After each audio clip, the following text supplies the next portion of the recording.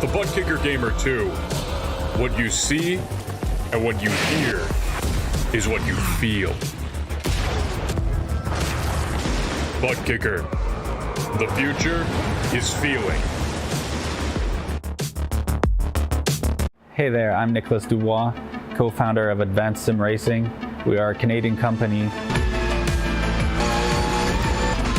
So what we did here today is for a real petrol head. He's really passionate about cars, as you can see behind me. We did a turnkey solution for him based on his needs. We try to gather as much information as we can on our client. And like we did today, we install a D-box system.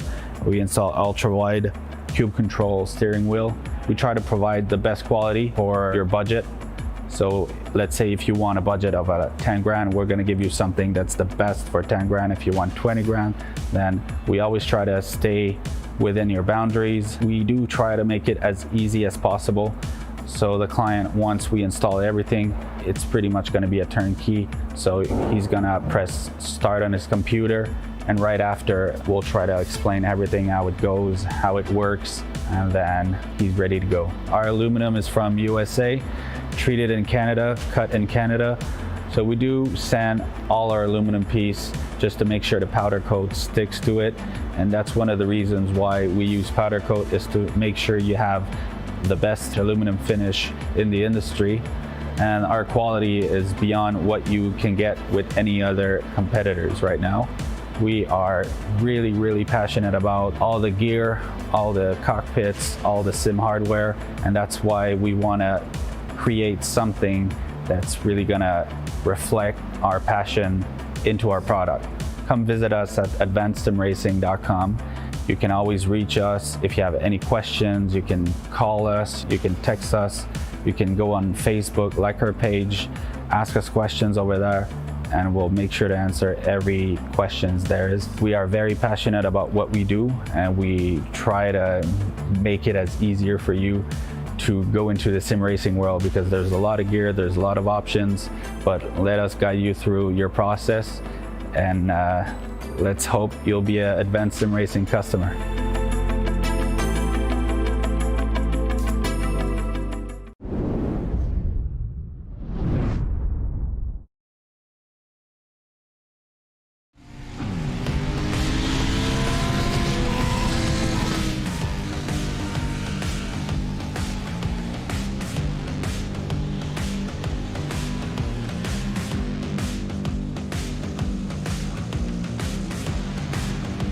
With only 2 races to go in the Precision Racing League's GT3 Fixed and Sprint Series, championships could very well be settled here tonight. We have travelled to the Far East for the 2nd time this season, and to one of the most twisty and undulating circuits in world motorsport. Difficult to pass on, but exhilarating to race on. Hope you will enjoy the show here tonight as we bring you 2 GT3 races that will hopefully be very exciting indeed. My name's Ewan O'Leary. I'm alongside Joey Tebben here once again, and Joey, we're really getting to the business end now of this championship.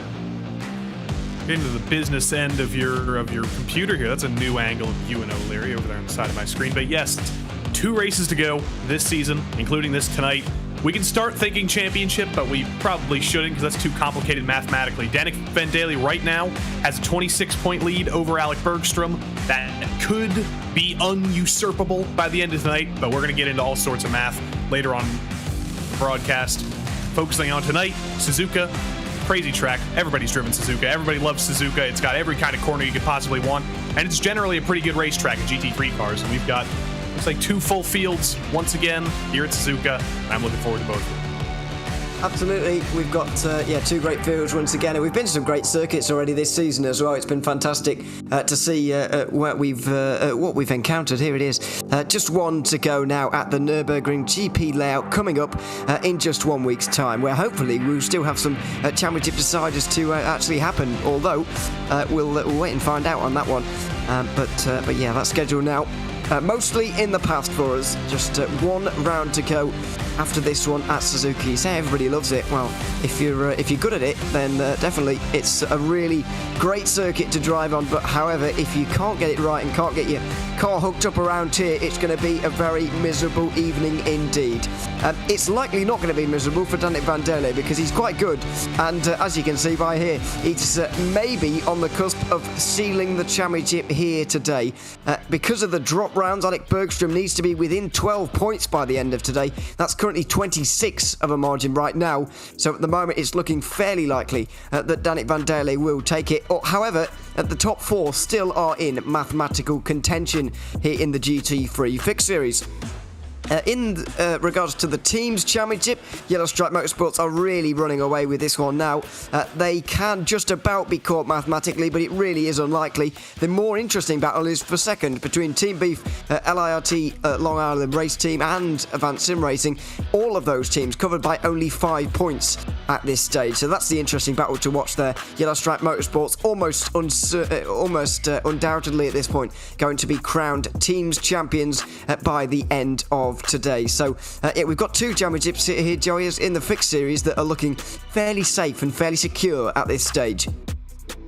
They're fairly safe and secure, but we can never write anything off. If something goes disastrously wrong for Danik Van der Leyen in both of the next 2 weeks, that could be exactly what Alec Bergstrom needs. But if you're Danik Van der Leyen right now, you're thinking, I've basically got one hand on this trophy right now. All I really need to do is not have a horrific and violent death at Suzuka and the Nürburgring next week. I just need to finish, I need to be clean, and I've got the championship. But that's easier said than done. It is. Let's talk quickly through those sponsors that make this broadcast possible, starting with VCO, broadcast partners here at RaceSpotTV, bringing you every Precision Racing League event in 2022 Season 3. It's been a pleasure to do so. Also helping us bring this coverage to you tonight is Advanced Sim Racing, owned and operated by passionate sim racers. Advanced Sim Racing designs and builds the sturdiest and most durable aluminum profile racing simulation cockpits available in the market today. All PRL members also get a 5% discount on ASR products using the Precision 5 coupon code. RaceLab helps you to improve your driving skills. With modern overlays, race statistics and native VR integration, you can get the best out of iRacing. Start using it now for free at racelab.app. Bookkicker products provide an incredible immersion and realism to every game. Feel every nuance and truly put yourself in the driver's seat. And finally, NinjaTrader, ready to compete against the financial markets. Supporting over 60,000 users across the globe, NinjaTrader provides award-winning trading software and brokerage services. NinjaTrader is always free to use for advanced charting, backtesting and trade simulation. Visit ninjatrader.com to get started with a risk-free trading simulator and start tracking your performance. A big thanks to all of those guys who make this broadcast and every broadcast here at RaceSpotTV involved with the Precision Racing League are all possible here this season. We're just stepping into qualifying right now, approaching half distance, but this circuit is so long that we haven't got any times on the board yet. Carl Streichart's one of those who's going to be setting a fairly early time on the board here. The interesting thing that I have noticed though here, Joey, on the opening moments of qualifying, Danik Van der Leyen, after getting things wrong in the first sector, immediately went back to the pit lane, so we won't be seeing a time from him for nearly 5 minutes now. And that's an interesting move. With how little time you have in this session, it's going to be impossible for him to get all 4 laps down, but he was fastest in practice. Danik Van der Leyen was in that number 11 Mercedes, so he clearly has pace in that car. He knows his speed, so I think he's just going to elect to bring it back down into the pits, put a new set of tires on it, put some fresh or a smaller load of fuel in the tank, I guess, and go out for a shorter run. But Kyle Streichardt here, you just saw him setting up at the Casio triangle. The Casio chicane to the end of the lap. He's going to kick off his first lap here. If this lap counts, it's going to be irrelevant because he was just setting it up at the end. Here we go. Kyle Streichart's going for his first lap. Alec Bergstrom is at the top of the timesheets with the first actual time, though, 1:58.7. That's still off of Danik Van der Leyen's fastest time in practice, though. It is, but it's nearly 8 tenths faster than Alec Bergstrom there in second place. That's a great lap time. However, Greg Galini, super qualifier, once again proving his worth, trying to take a 5th in just 9 races, as Carl Streichardt really does struggle with the oversteery nature of that Porsche through the opening S sections. Here is Danik Van der Leyen, but he's on an outlap at the moment. Let's not forget that the Mercedes driver only needs a top 7 today to guarantee himself the championship, no matter what Alec Bergstrom actually does here in this session, here in this race. A top 7 will be enough for Danik Van Daele, even if Bergstrom were to take the win and all of the bonuses from this particular race. So it's looking good for the number 11, but this is going to be quite an education for all of us, I think, watching this lap with Danik Van Daele, because he is really good at this circuit, as he's proven in proven in the practice session, and he's going to no doubt try and replicate that here in this qualifying session. Thinking back, Danik Van Daele's worst result this season, I think, might be 5th. It's either 5th or 6th. I don't remember which one it is. So if he keeps that streak up, he's got the championship in the bag here. But right now, he's got no lap on the board. As we sit here right now, 20 drivers have gone out to qualify. Danik Van Daele would be starting 21st if he doesn't get a lap down. But he's got time for 2 full laps here. One after this one ends. Looks very neat and tidy through the first sector. This is a driver who knows how to drive Suzuka. It's a driver who is legitimately 2/10 faster than Fred Gallini, the pole master of the last 4 weeks in practice. So if Danik Van Daele can just set up a lap here, make sure not to get an off track at the exit of that Degner. I know I've done that 20,000 times in the F3 car every time we run here, but I think this lap will still count, and now we wait to see if he can find those same 2/10 over Fred Gallini he found in practice. It was just on the exit of Degner 1 where he slowed and came to a stop on his first lap for Van Daele, so I just wonder whether running wide at Degner 1, as you referenced there, was actually the cause of him going back to pit lane straight away after his first lap. What it has allowed him to do is get out there and have 2 real flying runs at this towards the end of the session, because he will get 1 more after this as well, to really have a good tilt at that pole position. But let's see as he makes his way down the alternative start-finish straight towards 130R, one of the most famous corners, of course. These GT3s so committed. Gone are the days where you'd need a big lift through there.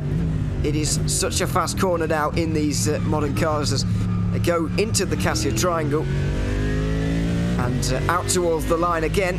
Van Daele keeping it to the right-hand side, shortening the distance as much as possible, but not quite getting the pole position. He's just under a 10th behind Fred Gallini, and he's got 1 more attempt to try and overhaul the Audi. 1 more shot. It was a quick lap. It was a little bit scruffy in the later stages. Everything looked fine. It just wasn't as perfect as the 158.2, I think, is what he ran in practice, if I remember correctly. But he only needs 70 thousandths of a second here, 700ths of a second. If you want to talk about it differently, we'll tune back into Danik Van Daele once he's finishing that lap. But Roy Brown, this is a good qualifying for him so far. P8 right now. Back at Fuji, I think he had a good qualifying session as well in one of the first couple rounds of the season. So he's clearly pretty strong at these Japanese tracks. He's always consistent. He's had a bad run of things recently. He's been involved in a few incidents. I think most of them haven't been his fault, but this is a great recovery for Roy Brown, and it's looking like a solid lap. He only needs less than a 10th of a second to hop up to 7th. Eric Dubé's a little bit too far ahead, I think, but let's see if Roy Brown can find that half a tenth that he needs. Well, he's not going to find it in the pits. Never mind. No, he's clearly decided that he wasn't going to improve anyway, so comes down pit lane and decides to abandon that lap as Alec Bergstrom pushing it relatively close for time here, but he is going to make it with about 20 seconds remaining on the clock. And we'll see if he gets anywhere near Danik Van Daele or even Fred Gallini here in this battle for the pole position. Gallini and Van Daele are both out there on the circuit at the moment as well, so there's clear scope for a lot of improvements here late on, if indeed they can manage it. It's a very quick fire qualifying session, so you can be sure there's a lot of time still out there on the road. And if you just look at the gap between 1st and 10th at the moment, it's 1.6 seconds, which is one of the biggest gaps we've seen all season. But it just shows how difficult this circuit is and how, I don't say easy it is to make up time, but there is certainly a lot of places where you can actually do that at this circuit. Contrary to... There's just so many corners that... Yeah. You can mess up one and you might be okay, but you've got to streak together so many corners here, so many perfect corners to put together a perfect lap. It's almost impossible to do a perfect lap around here. It just takes so much effort, but that's a perfect lap for Alec Bergstrom. He's just gone to pole. He's done enough for pole 4 now. However, the top 3 are covered by less than 1/10 of a second, and so there might be some changes. I don't think anybody's going to be able to get round in time, though, while Freccolini is still out there. He's not going to get to the line in time, I don't think, and Danik Van der Leyen goes back to the pit lane. So it looks like Alec Bergstrom has stolen this one right at the end. Michael Terrafino gets inside the top 10 late on there with that very late lap. Blake Ziti just dropping outside of it, but it's Alec Bergstrom who takes pole position here. Exactly what he needed to do. It's his first pole of the season, and it has come at the perfect time for him. He'll be alongside Freccolini, who misses out on his 5th pole here by just 39 thousandths of a second. Danik Van der Leyen not too far behind, and neither was Adam Brockway, although these gaps do start to get quite large at this point. Joey Haynes and Michael Terrafino will be lining up on row 3 together, despite being over a second back. Eric Dubé and Andrew Benatti will be next, ahead of Roy Brown and Regan Chandler running up the top 10. Blake Ziti second last week, but this time outside the top 11, outside the top 10. Sean Carmody is on the 6th row with him. Dave Peterson and Baron Glover will be next, with Dale Pedersen on the final position in the top 15. Mockfile and Rodrigo Morales a little bit further down than he might have expected to be. Jean-Francois Champagne just behind him. Ryan Chandler and Sean Duhamel round out the top 20. Strauss Chystarts just doesn't quite get into it. Matthew Gagnon is 22nd, ahead of Philippe Magnan, then Spencer Semkowitz. Donald Olsen 25th, ahead of Glenn Banco. Brian Huskings, Dave Boucher, Ryan Luna all set times there. Mike Griffith, Charles Sumner and Jason Burmeister didn't, but they may take the start of this race. We will wait and find out. But we spoke about the championship situation. Alec Bergstrom does need a bit of a miracle, but he's put himself in the best possible position here by taking his first pole position of the season. It couldn't have come at a better time. Exactly. He's done exactly what he needed to do here. We can talk about championship math and scenarios and whatever Danik Van der Leyen has to do to hold on to it, or whatever Bergstrom has to do. We can throw all that out and just use one single word, and that's win. Put it on pole, dominate the race, win. That's the best thing you can do, and that's what Alec Bergstrom's done. He's finally put it on pole this season. He's in the lead. He's got a very hungry Fred Galini behind him. He's got a very hungry Adam Brockway, and he's got a very hungry Danik Van der Leyen behind him. So it's certainly not going to be easy to win, but this is the first step in a win, and it's the best step he could have taken. So I hope he keeps it alive. I hope we go to a championship finale next week at the Nürburgring. We'll see what happens in 35 minutes. We will. What he also has done as well, of course, is he's already got the point for pole position, so he's helped himself on his way with that one indeed. But the pace car at the moment, just to controlling the field, 35 minutes as he said, 40% maximum fuel means they will be making a pit stop. It's fixed setup here, open setup a bit later, and then we've got to think about those incident points as well. 13x for a drive-through, although it may not come into effect here today. Let's wait and see on that one. But either way, through the final chicane for the penultimate time this season, and the Precision Racing League GT3 Fixed Series is about to get underway for round 9. Alec Bergstrom with a pole position performance that he very much needed, and it's a decent start for him as well. He strings the field out nicely, and he already gets single file up front with Galini tucking in, then Danik Van der Leyen and Adam Brockway just in behind. Joey Haynes also playing follow the leader right now as they go down towards turn number 1. Terrafino joins in the top 6 single file as they make their way through turn 1 and 2. It's the perfect possible start for Alec Bergstrom, who makes that turn 1 as simple as he possibly could. He's going to be looking in his mirrors right now and hoping that Danik runs into some sort of trouble. Maybe he goes side by side with Fred Galini, they run each other off the road, or something disastrous happens. But Alec Bergstrom, perfect start, went early, jumped everybody, and he's got a huge lead already. He's almost a second ahead of Fred Galini. We're not even done a quarter of the lap yet, so it's been a textbook start for Alec Bergstrom. Fred Galini's now on defense mode, while Alec Bergstrom is kind of just cruising a few car lengths ahead. Galini not quite getting off to a sharp start as he was maybe hoping for, and it is opening up a bit of a gap. You can see in the background, by the way, I think everybody's gotten away cleanly from that one, although I can't be 100% sure just yet. I think for the most part it has been a very clean start, and there's a couple of dives, 1 or 2 down the inside at the hairpin.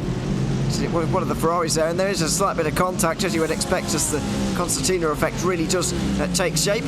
Looks like it might have been Jean-Francois Champagne just trying to make his way down the inside of Karl Streichardt, who has made up a couple of places on this opening lap in his Porsche. started 21st. He's up to 19th in the early goings of this race. But further up front in the field, it is all single file for the moment, and this is the kind of racing you expect to see at Suzuka. It's not one of those circuits where you can overtake every single lap. You really have to think about it, and that's what we're seeing right now. These moves do have to be very coordinated and very planned out, really.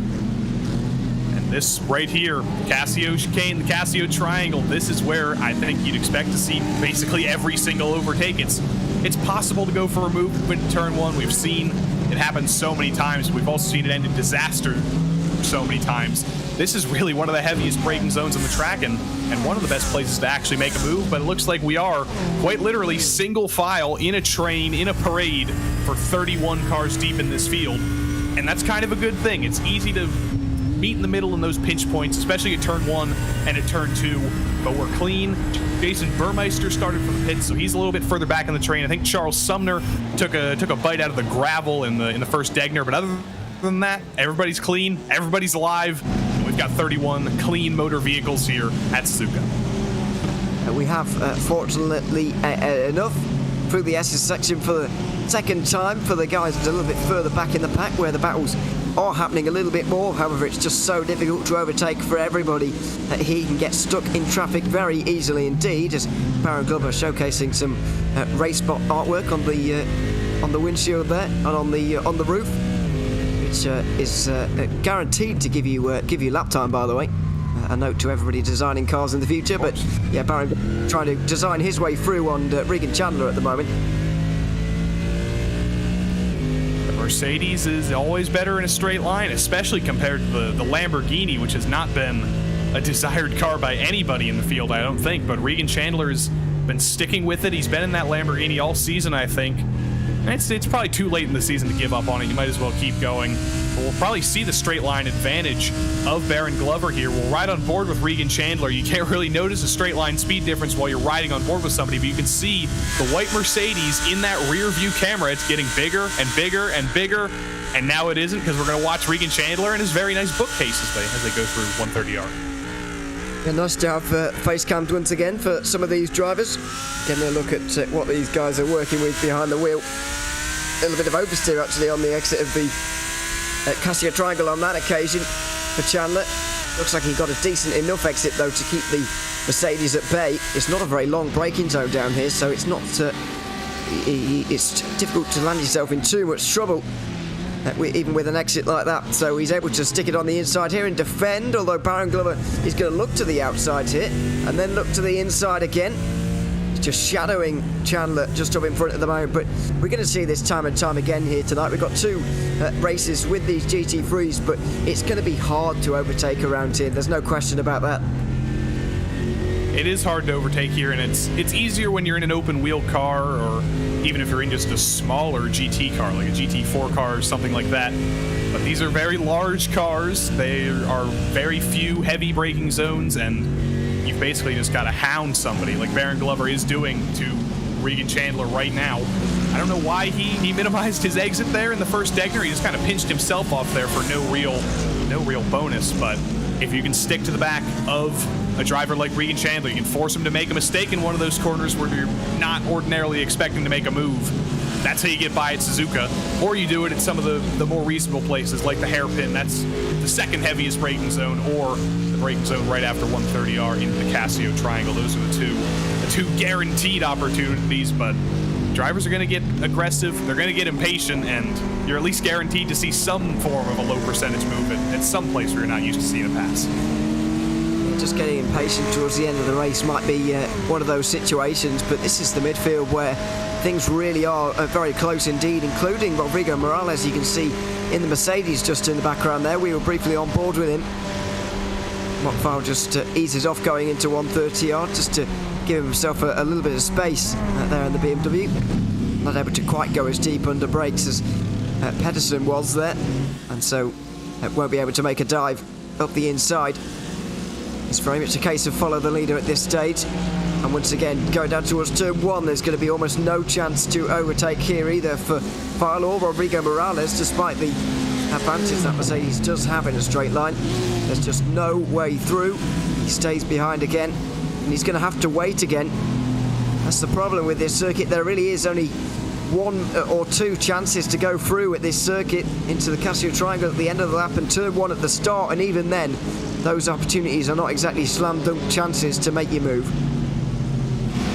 Now, you've got to be stuck to the back of the driver in front of you, and Mark Feil, he's doing a good job in this train. Everybody in this little train here, from Regan Chandler to Baron Glover, then back to Dale Peterson, then Mark Feil, then just about everybody in this little train here. They're doing a good job of sticking with each other, but they're just not close enough to go for any sort of move. They're just kind of running in parade here. I saw Danik Van Daly and Fred Galini get pretty close, but nothing's changed in that train either. We're just kind of in a little bit of a holding pattern here in the early stages of the race, and I think maybe in 20 minutes time or so, or actually in more like 10 minutes time when we start to see the first pit stops, then we get into the latter stages of the race, start to see some more errors, maybe some fatigue, maybe some tire wear with 117-degree track temp Fahrenheit. I think that's when we can start to see a little bit more excitement, because right now we're a little bit in train mode. We are very much in train mode at the moment. It extends from Regan Chandler in 13th place. We were just up riding on board with him a couple of moments ago. And I'll try to tell you where it goes down to, but it's such a long list of drivers. Matthew Gagnon has got a few car lengths in front of him, but not really. He could probably extend it back to Spencer Semkowicz in 24th position at the moment. There you can see the gap to the Ferrari in the background of that shot there. But it goes on even further than that, and now we do have action up front of the group.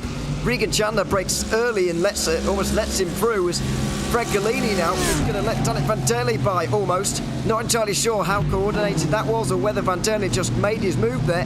However, it was a move that needed to happen because Alec Bergstrom was only getting further up the road. See basically the same thing here, Mercedes versus Lamborghini instead of Mercedes versus Audi.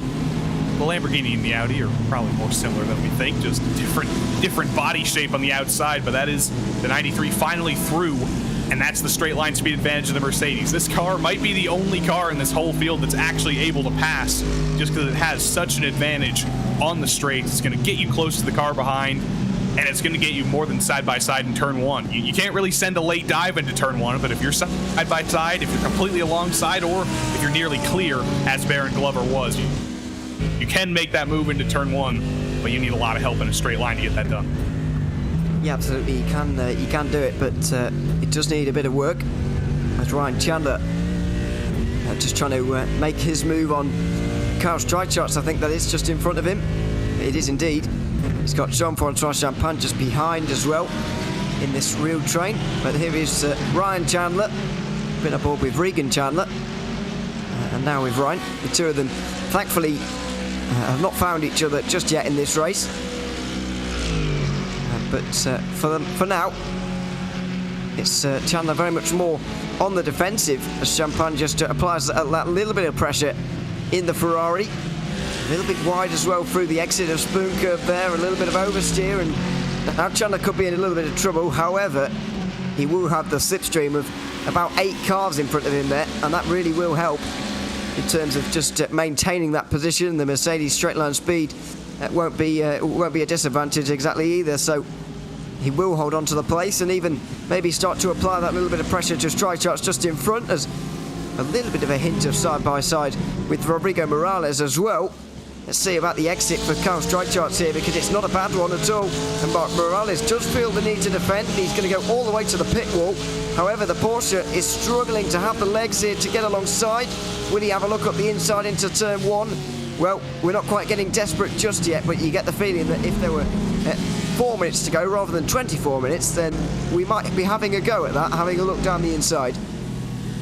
I think so, but Kyle Streichhardt, he's a smart driver. He knows there's 24 minutes left in the race. There's no reason to stick a nose to the inside, and honestly, late in the race too, with 2 laps to go, there's probably no reason to do that either. There's no positive outcome for a move like that. You're either gonna stick your nose to the inside of Rodrigo Morales and turn him, or you're gonna end up turning yourself. Oh, contact! So either way, speaking of turning himself, Mark. Oh no, and it's there, Streichhardt. No fault of his own. Oh, it just shows Suzuka can bite really hard and really quickly. I'm afraid it has done for a couple of these drivers. Mark Fowler was the driver who found the barrier immediately, and he got hit by a couple of drivers. He just gets into the grass on the outside at the Dunlop curve there, bounces off. Streichhardt has to go off, and it's the Mercedes of Ryan Chandler who hits him hardest. And they're both back to the pit lane. File and Chandler both back to the pit lane. That's such a shame, but it does show anything can go wrong around here very, very quickly. And I think Strykar's got away with that. He doesn't have any damage. Like I initially thought, that car looks completely clean. He just barely managed to avoid it. He's just lost a couple of positions. He's actually back to where he qualified in 21st now, but Regan Chandler heavily damaged. He was actually looking at a move. Let's ride on board again. This is Kyle Strykar's. Look at this avoidance. Oh, just barely avoided him. Regan Chandler, unfortunately, was the driver behind Kyle Strykar's there, who actually was looking to make a move before Mark File spun.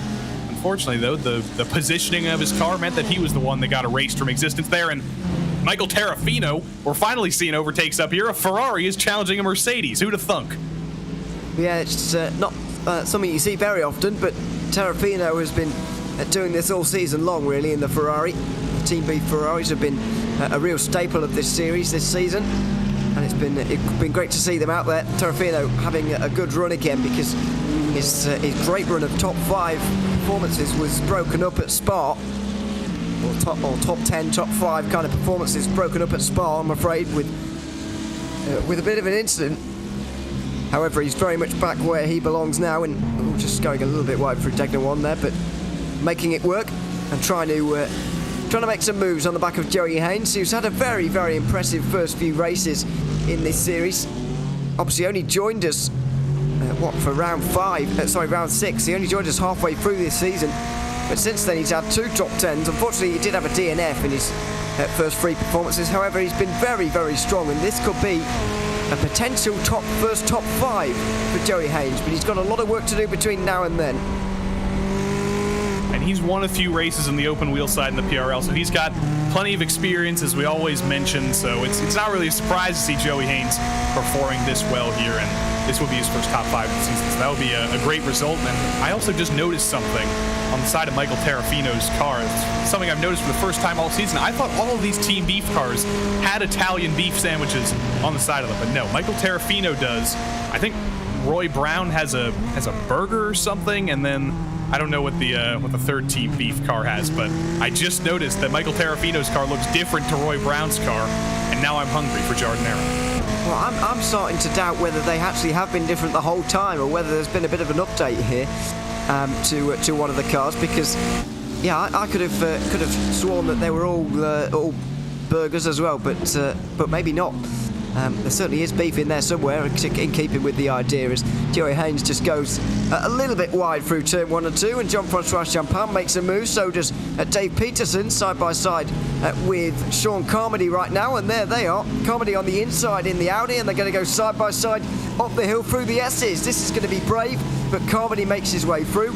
Peterson didn't really want to have that side-by-side battle all the way up the hill, as we see the first pit stop of the day, the first scheduled one anyway. Rodrigo Morales makes his way into the pit lane, and I do hope anyway that this is a scheduled pit stop. 11 seconds in the box, that seems about right. Just trying to get himself out of traffic, really, which is exactly, well, it's not a bad call, especially when you're going to come out in clean air like he has just done. And get out of the train. This train has kind of fallen apart after Mark File's spin, but it still very much exists. Now it's a Ryan Chandler train, rather. Or no, it is Regan Chandler in the Lamborghini. I'm sorry, the Chandlers, I always mix you two up, but Regan Chandler is the Lamborghini driver. Then Dave Peterson, who's also not Dave Peterson. Diversify your names here. There's so many overlaps here. But anyway, Jean-Francois Champagne is now in the train as well. Matthew Gagnon and Philippe Magnon. Gagnon, Peterson, Chandler. How we make any sense of this stuff, I don't know. But either way, they're all still riding around in this train. Well, some would debate we are making sense, but there we are. Yeah, it is certainly a bit confusing at the moment. Regan Chandler just on the defensive and has been for a good while now, as we go on board with Michael Terrafino, still trying to make a move, or is he at this stage? We'll really get an idea down in towards turn number 1. Is he struggling for straight line speed? Is he saving a bit of fuel? Or is he just unable to find a way through? Let's find out here as we ride on board. It looks to me at the moment that Mercedes has got pretty good straight line speed, and the Ferrari is not able to really touch him going on the way in, although there is a slight bit of lifting off you can see there from Terrafino. He goes very wide and too wide. He's going to lose a fair amount of time doing that. I think that can happen when you're not used to running in the draft. He's been using the draft of Joey Haynes every single lap, but looked like just a little bit of overspeed, too late in the brakes, and Terrafino's lucky he didn't actually spin. When you go off there, it's easy to kind of clip the curb on the outside and some of that green AstroTurf or green painted concrete, whatever it is, and completely loop around. Michael Terrafino saves it. Team Beef car still alive. And here is the Gagnon-Magnon battle. And Kyle Strykars is right behind. Speaking of Kyle Strykars, he was back in 21st a couple laps ago after avoiding Mark File. He's already up to 18th somehow. He's made 3 passes under our noses. Looks like it. Although I'm not entirely... He might have made his way through on Sean Duhamel, because he was definitely in this group. I think it's Peterson, Morales, and Shedual. So I don't think they were real passes, but I don't know. Take the credit anyway, Kyle. Yeah, right, exactly. Yeah, there's been some pit stops. We already mentioned the one from Morales, but Dale Pedersen has also done the same. And I expect to see a lot of the same. Actually, we're reaching half distance in this race now, so these guys will certainly be able to go further. However, it's not exactly conclusive. The way these guys are coming in right now, we don't know how much further they can go at this stage, but that's the beauty of it. There's a big pit stop window for these guys to choose from as Sean Carmody goes off at Spoon Curve and loses a couple of places. I'm a little bit surprised that's the first we've seen that tonight, because it's a very easy mistake to make.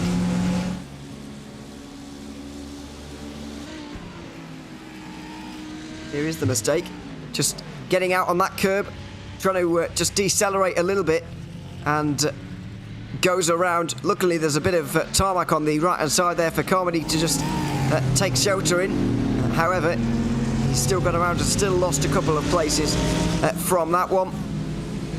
As now we see Dave Peterson also into the pit stops. Lots of early pit stops here in this race just for the moment, and it's not exactly unexpected given the difficulty everyone's finding just passing normally at this circuit.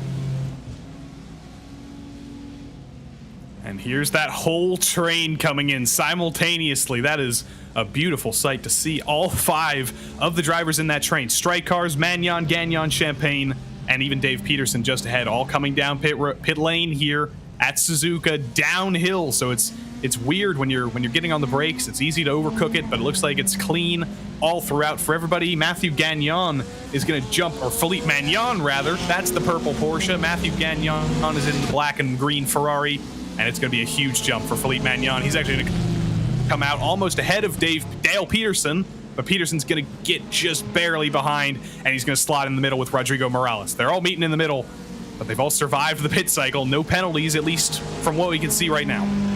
Magnon's pit stop was a lot shorter, which may be a bit concerning, but it has also pointed to the fact that Dale Pedersen and Rodrigo Morales have gained a lot of time there while they were out on their own and just running those lap times. They have gained a few places, as for the first time this race, Alec Bergstrom just loses a couple of tenths of a second to Danny Bandelli right now. His gap is nearly 3 seconds to his championship rival, as we've got Brian Hoskins off at the hairpin.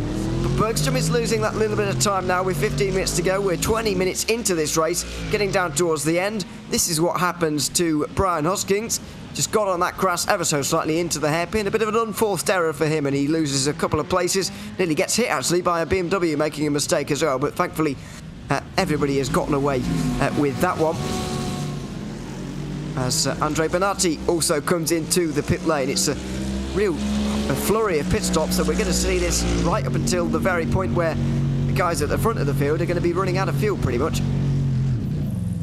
Yeah, I'm surprised that Bergstrom has been able to go for so long. He's been in clean air this whole time. He's been leading the race, and he's still just fine. He's got plenty of fuel in the car. But here is Roy Brown. I want to go back to our irrelevant conversation earlier. Let's look at the side of that car. That is not the same sandwich as on Michael Terrafino's car. So diverse liveries. I guess that's how we differentiate the Team Beef cars. It's taken us 9 rounds to figure this out, but that is the difference between Terrafino and Brown. I gotta be honest, my feed's a little bit too pixelated to determine what that is on Brown's car. I think it's a burger, but I could tell on Michael Terrafino's. Yeah, it's definitely a burger. On Terrafino's car, it's a nice Italian beef sandwich. You can even see the giardiniera amongst the pixelation. Turn the RaceSpotTV stream down to 240p, and you'll still be able to tell the difference. This is a masterpiece in livery making here for Team Beef. I find it so hard to believe that we just haven't noticed this all season, but then again, it's also so believable as well at the same time. Roy Brown just on the defensive, by the way. You saw Blake Ziti trying to get the exit off of Degner 2 there and make his way through. As John Duhamel's hit the wall here on the exit of the Dunlop curb. It's becoming a real sticking point for these drivers. We've seen Mark File nose it into the barriers earlier on, and that damage on the front left suggests to me that this car has been into the barrier at that corner. Let's hope that he wasn't hit by someone as well on the way out, because that can happen very easily as he bounced back into traffic. He has gotten on the outside there, he's hit the wall, and he spins around in front of everyone. Thankfully, he was able to get out of the way before everyone got onto him there, but it's such an easy mistake to make at what is arguably the most difficult corner on this racetrack. We've certainly seen the most incidents there, as we now see the most drivers into the pit lane all at once here, with Alec Bergstrom leading the pack. This looks like the limit for all of the drivers now. I am amazed that Alec Bergstrom made his pit stop. You can barely see him behind the iRacing Porsche pace car right there, but he is like at a 45-degree angle, and somehow he's still going to get out of his box cleanly. Danik Van Daly, though, has made up 1.5 seconds. That gap is going to be down to less than a second. It's been kind of a disastrous pit stop for Alec Bergstrom. He was very slow in the box. Danik Van Daly saved 1.5 seconds of fuel. He was only in his box for 10.7, and then Fred Galini did a similar stop as well, and he's still only 3 seconds behind now. So it's advantage Danik Van Daly. He's made up almost 2 seconds over the course of that one pit stop. I think we've got to give the credit to Van Daly there, because Bergstrom's pit stop was in line with the likes of Galini and Brockway. It was quicker than Joey Haynes. It was in line with Eric Dubé. So I think we've got to give the credit to Danik Van Daly here for having a shorter pit stop and a shorter lane time, a better journey onto pit road and through the lane. As just a bit wide there for Bergstrom at Degner 2. Oh, even wider for Galini, who's straight into the wall and very hard as well. That Audi is not looking good at the moment. Worse for wear, certainly. This is just a case of getting wide through Degner 1, and you pay for it at the second part. That's a hard hit on the wall for the man who was running in third place. I think this might be the new livery's fault. Fred Galini's out of that familiar white paint scheme for the first time, and it ends in disaster. I think that might have been a bad luck choice, but either way, that's such an easy mistake to make. Like you said, that curb is so awkward, and you just put the wheel on it the wrong way, and it actually puts you in the air a little bit, and the brakes don't work when they're not on the ground. And in a braking zone like that, where you've got to be on the brakes at such a precise moment, or else you're spearing off into the wall on the outside of that corner, Fred Galini unfortunately meets his demise.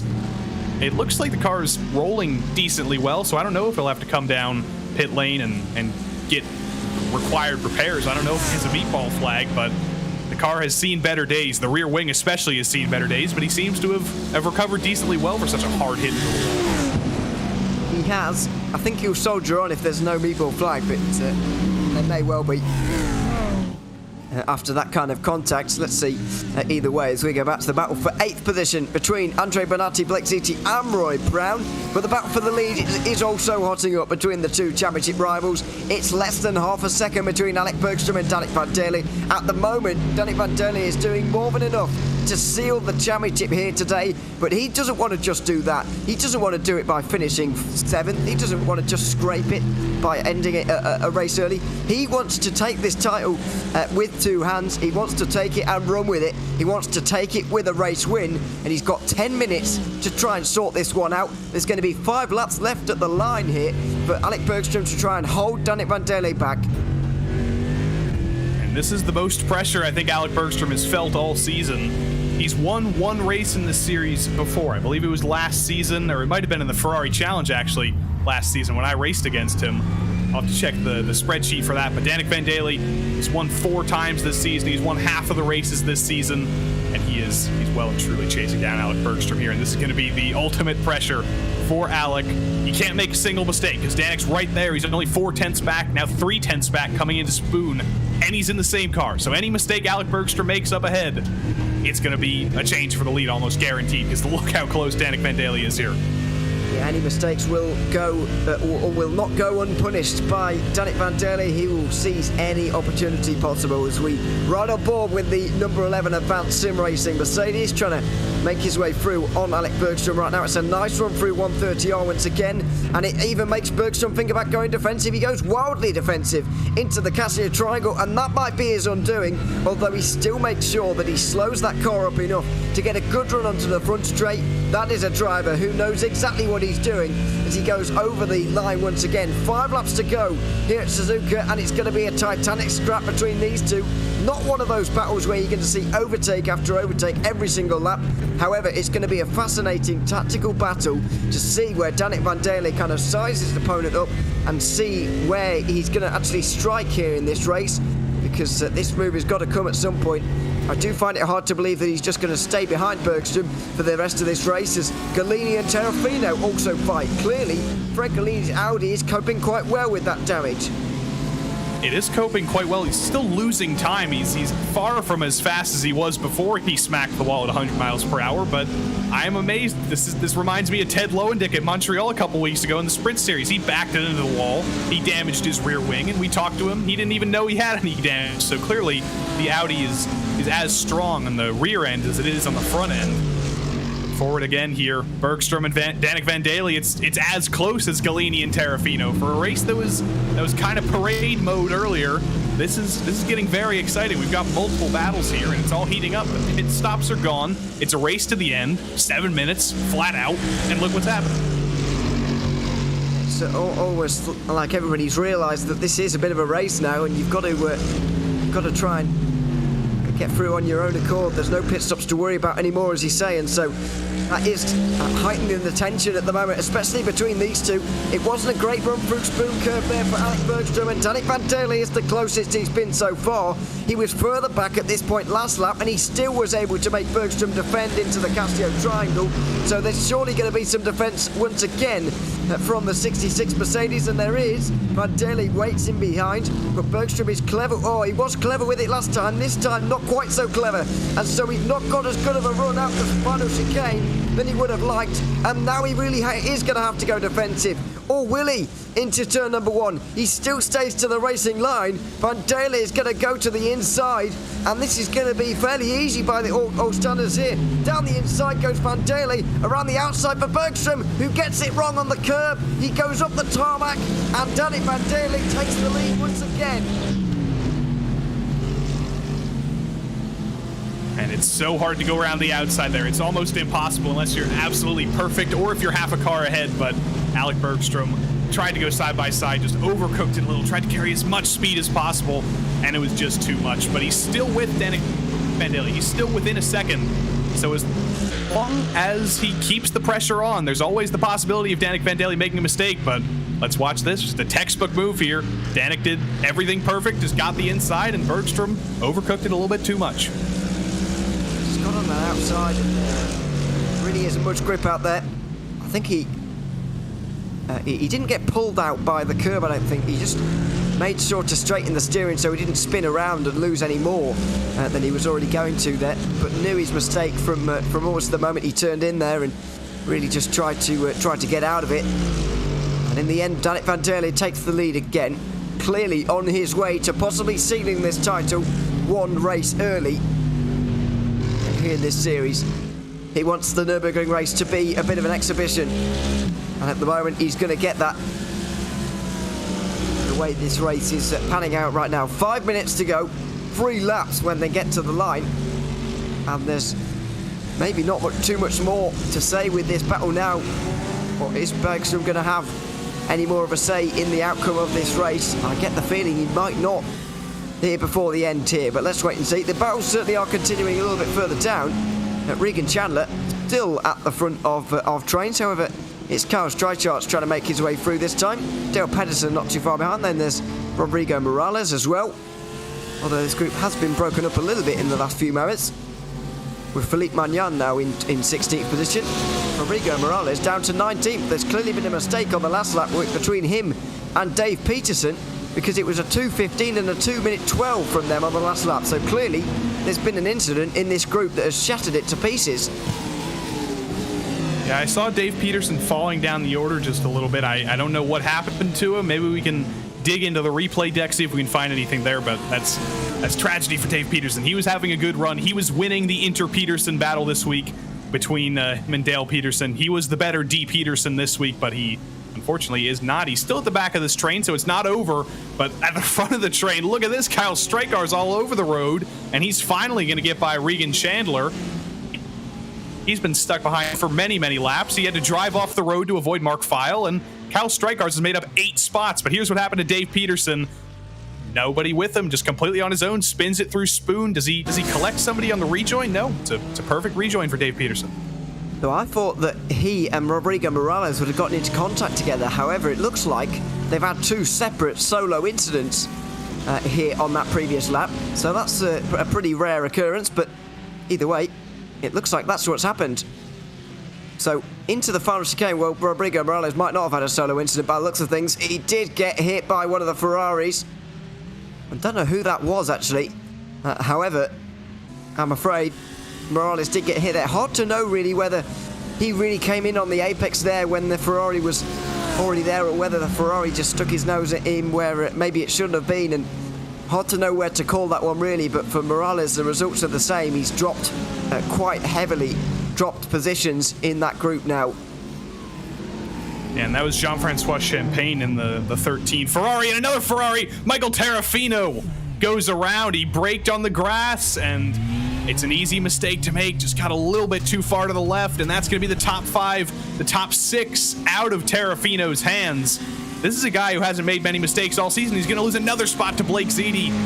That is just disappointing for Michael Terrafino. I'm sure he is very, very angry at himself. He just went about an inch too far to the left, got on the grass, and lost it. And he was right behind Fred Gallini, too. He was putting up a fight for P4. Now it looks like he's going to be putting up a fight for P7 at his upper limit. Yeah, I mean, it's such an easy mistake to make as well. Grass just lining this circuit everywhere.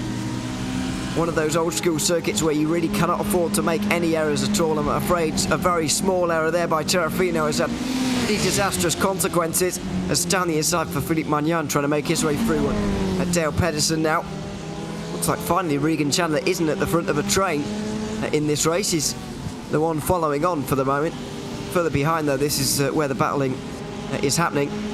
Gagnon just behind this as well, by the way, trying to get involved.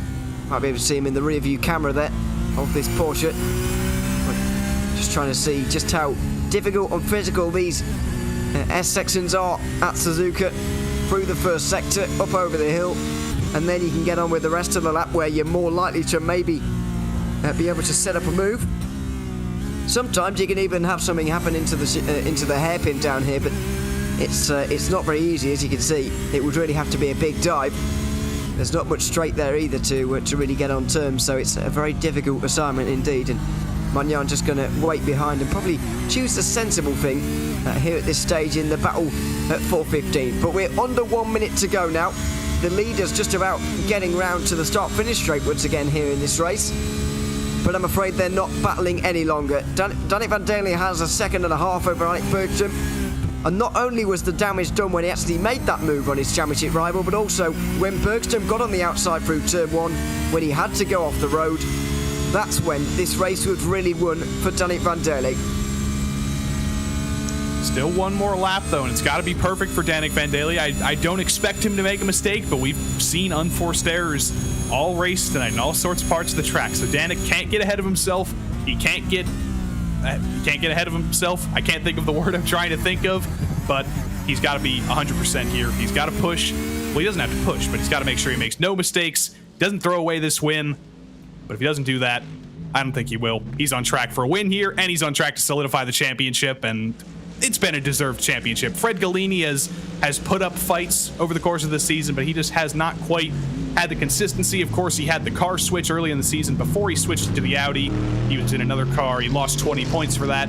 I think if he was in the Audi all season without that penalty, Fred Gallini would probably put up bigger of a fight, but maybe that's the story for next season, because right now it's been all Danik Van Daly, and he's got 2 corners to go in this race at least before he's a champion. Absolutely. I certainly agree with you about Fred Gallini there. If he'd have chosen the Audi right from the very start and gotten on with it, he would have been a lot closer. But this championship, as every championship is, full of what-ifs, of course. There's no denying that Danik Van Daly has dominated this, and it's going to be his 5th victory his 9th top 5 of the season. And so nobody can deny him from here. Final chicane for the final time here at Suzuka. And in the penultimate round, Danik Van Daele is going to win for a 5th time this season, and he's going to seal the title one race early. The Precision Racing League GT3 Fixed Series goes to him. His championship rival Alec Bergstrom just in behind, follows him at 1.8 seconds behind, but once again, it's not enough for him, and so Van Daele will seal it. Brockway, Galini and Haynes ran out of the top 5, with Eric Dubé getting to the line ahead of Blake Ziti and Michael Tarafino at the end there for that 6th place. It's another victory for Van Daele and a very deserved championship, as we talked about, as well as the battles will continue to the line, side by side into 130 or very nearly. Philippe Magnan looks like he's going to hold on from Gagnon here in the final moments. Porsche just a little bit stronger. Is that Dale Peterson going around ahead? No, he's just fine. I think he just got loose in the first part of the chicane there, but he's saved it. Dale Peterson, P15. Philippe Magnan in the purple Porsche is P16, and then Matthew Gagnon as well survives. Everybody else behind them all ran into assorted amounts of trouble. We saw Dave Peterson get into the wall, or at least spin.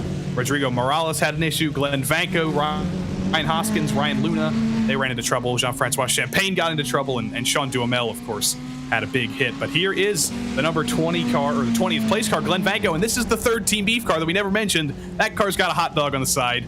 We have an incredible team here with Team Beef, and that's another car I haven't noticed all season. That's 3 different beef-related sandwiches on 3 different cars. That's a masterclass. It certainly is. From those guys, and trying to obviously get that 2nd place in the team's championship, obviously that we'll try and clean up a little bit more for you next week when we return for the finale at the Nürburgring, because while 1st place won't be up for grabs, 2nd certainly will be in that team's championship, as Jean-Francois Champagne comes over the line in that 23rd position. Might be a little bit disappointed with how that race ended up turning out. Danik Van Daele certainly won't be, though. He won by 1.8 seconds ahead of Bergstrom. Then Adam Brockway rounding out the podium. Fred Galini even got 4th after that huge contact at Degner 2. Joey Haynes rounds up the top 5. Eric Dubé beat Blake Ziti and Michael Tarafino to the line there. Roy Brown and Andre Bonatti were battling to 9th. At the end as well. Sean Carmody just missed out on a top 10, as did Baron Glover. Carl Streichart gained a good few positions in that race to finish 13th. Regan Chandler and Dale Pedersen round out the top 15, with Philippe Magnan and Mathieu Gagnon also battling right the way to the line. Dave Peterson's late spin dropped him to 18th ahead of Rodrigo Morales and Glenn Vanko. Just outside the top 20, it was Brian Hoskins. Jean-Francois Champagne finished 22nd. Ryan Luna didn't actually get to the line there because he came in the pit lane, so he finished his 23rd ahead of Sean Duhamel, who was the only car 1 lap down. Spencer Semkowicz didn't get to the line, neither did Jason Burmeister or David Boucher. However, Burmeister will get points at least. Boucher won't. Neither will File, unfortunately, after his contact. Chandler, Sumner, Olsen and Griffith also no points for them, I'm afraid, after that race, after retiring fairly early on.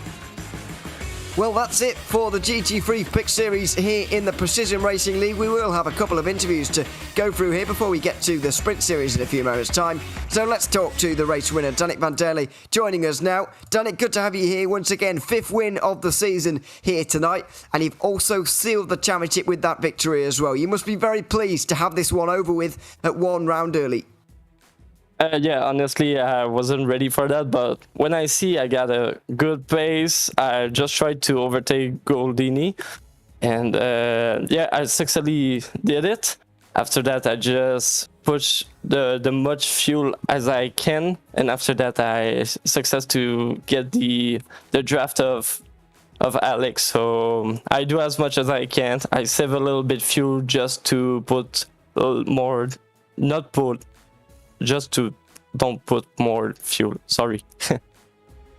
I get what you mean, but yeah, I mean, talk to us a little bit about that battle with Alec Bergstrom there, because we were seeing all race from a commentator's point of view. Anyway, it was so difficult to get through. That's what it looked like. But what was it like from your perspective, trailing? Obviously, you were trailing another Mercedes, so that does add an element to it. But what was it like trying to overtake at this circuit? It was quite hard, but when I overtake Alec, I was not so sure if I leave him enough space But after finish the race, I just go check out the replay, and he just jumped on the curb. So at this moment, he just go back in the outside. But I leave him enough space. So I'm not. How can I say that? I'm not worried about that. Absolutely, I would agree with you on that one, but we'll obviously get the thoughts of him in a couple of moments' time. Danik, though, thanks very much for coming to join us once again. Congratulations on another win, and congratulations on sealing this title at 1 round early. Yeah, thank you, guys. Thanks very much. Danik Van Daly there, first place here today at Suzuka, and champion, of course, of this season as well. Alec Bergstrom joining us from second place. Only 1.8 seconds was the margin at the end there. Alec, welcome to the booth as well. I mean, talk to us a little bit about that battle with Danik Van Daly. It all came to a head at turn 1, 2, with a few minutes to go there. What was that battle like from your perspective? It was a lot of fun. Yeah, but going into that turn, I picked that outside line, and as soon as I picked it and he was up the inside, I kind of realized I'd messed up, and I should have stuck it down the inside, but kind of overcommitted to that corner, and I noticed as soon as I was, going into the first part of that 2-corner sequence right there, the rear end was kind of starting to give out, so I kind of just had to slow her down and make sure I didn't ruin my race even further. Just wanted to keep it safe, get back on the track, and I kind of realized after that I was going to be in second. Absolutely. I mean, it's still not a bad result for you, and you are second in the championship as well. Obviously, the title is now out of the question, unfortunately. However, obviously, there's still a race to go, and the 2 guys behind you are very close indeed. So, how are you feeling going into that Nürburgring race with those guys so close? And how do you rate your chances of holding on to that second place in the championship? I think pretty good, honestly. I thought today my biggest race was against Adam and Fred, to be honest. So that's why I'm not too unhappy with this second. But after finishing ahead of them today, I think next week fares pretty well, and I got the fastest lap, so that's going to help out. But I guess we'll have to see how it plays out. Still it's going to require a clean race next week. It certainly is. We look forward to seeing you again next week, Alec. But thanks very much for coming to join us, and congratulations on second place here today. Yep, thank you, guys.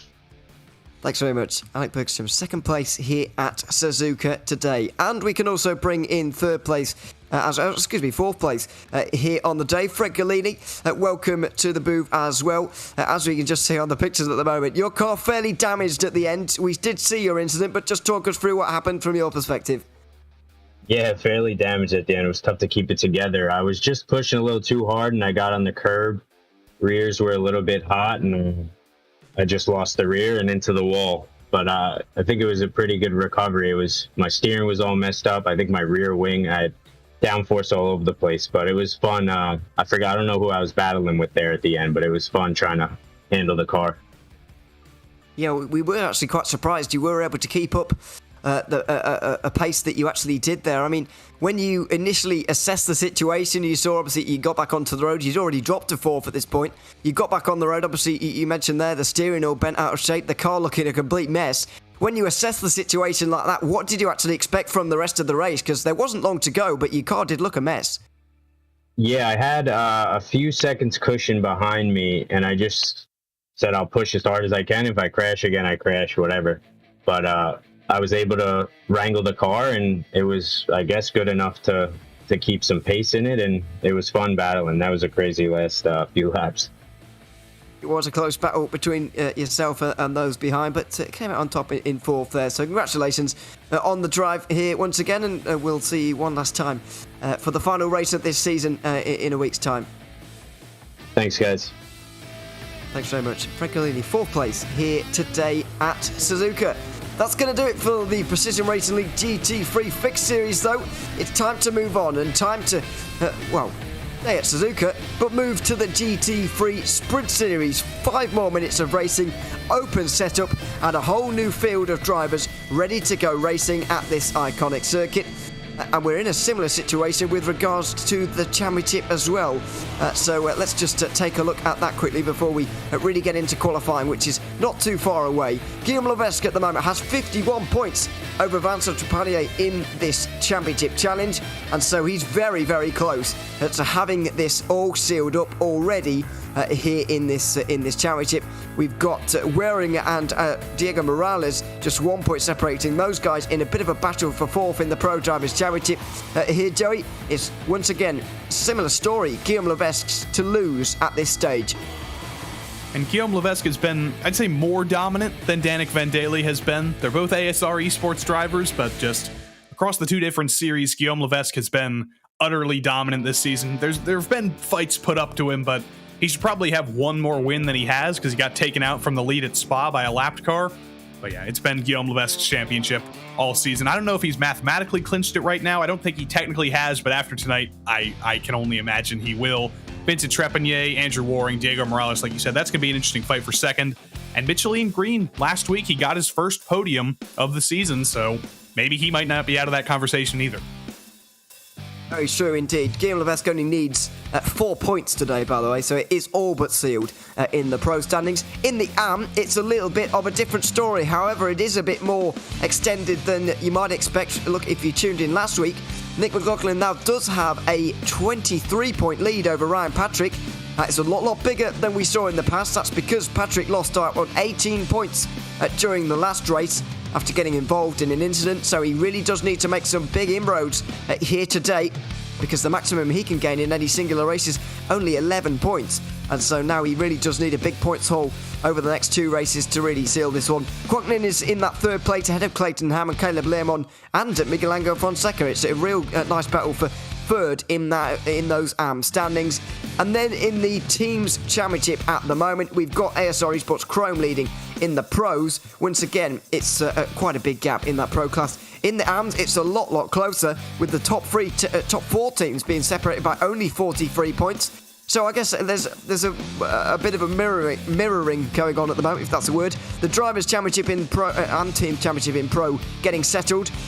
However, drivers and teams in AM a lot closer, as we can see there in the Teams Championship. It's going to be impossible for us to keep up with, but very interesting to see that it's so close nevertheless. And that'll likely all be decided next week in the AM class. Pro class is decided, but 377 to 363 to 354 is 23 points between 3 teams in the AM class. So tune in 2 weeks. Well, stay with us this week, stay with us next week, and then at the end of the broadcast next week, I guarantee you personally that we will have the AM class championship determined, and we'll be able to pick out which one of those guys is the winner. 2 Lunatic squads, 1 Yellow Stripe Motorsports squad. One of them's going to come out on top. Who knows which one's going to be? Could even be SRT Esport Blue from 4th place as well. And divided by Zero Motorsports, so not too far away either. So can't write anyone off at this stage of their season. But we are just about in qualifying right now. 10 minutes as well as the fixed guys. And we're looking at the championship leader. This is Guillaume Levesque, setting himself up for a real go at this qualifying session. Once again, only needs 4 points. And what does that equate to? It equates to a 27th position finish here in this race. That's without any points for pole position or fastest lap. So very much in his hands at the moment. And given that he's won 6 out of the first 8 races, we're not expecting anything other than, well, maybe not domination from him, but he is certainly going to be up there. It will be a shock if he isn't.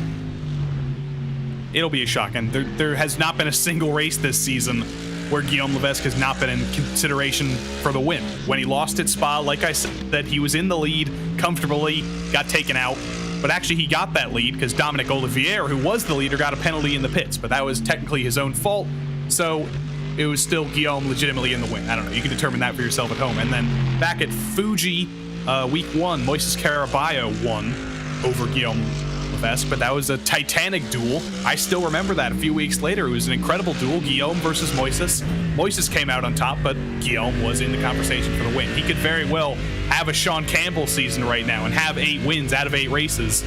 It's gone not quite his way a few times, but still, it's been completely dominant for him, and he wouldn't tell you that. He's calm and collected all the time. I don't think I've ever seen him distressed when we're looking at him on the camera. He always looks exactly the same because he knows exactly what he's doing. He's driven so many laps in GT3 machinery on iRacing. He's done so many of these races, so many of the big events. He's trying to go completely pro here in the GT3s, and Guillaume Levesque is understandably dominating this championship.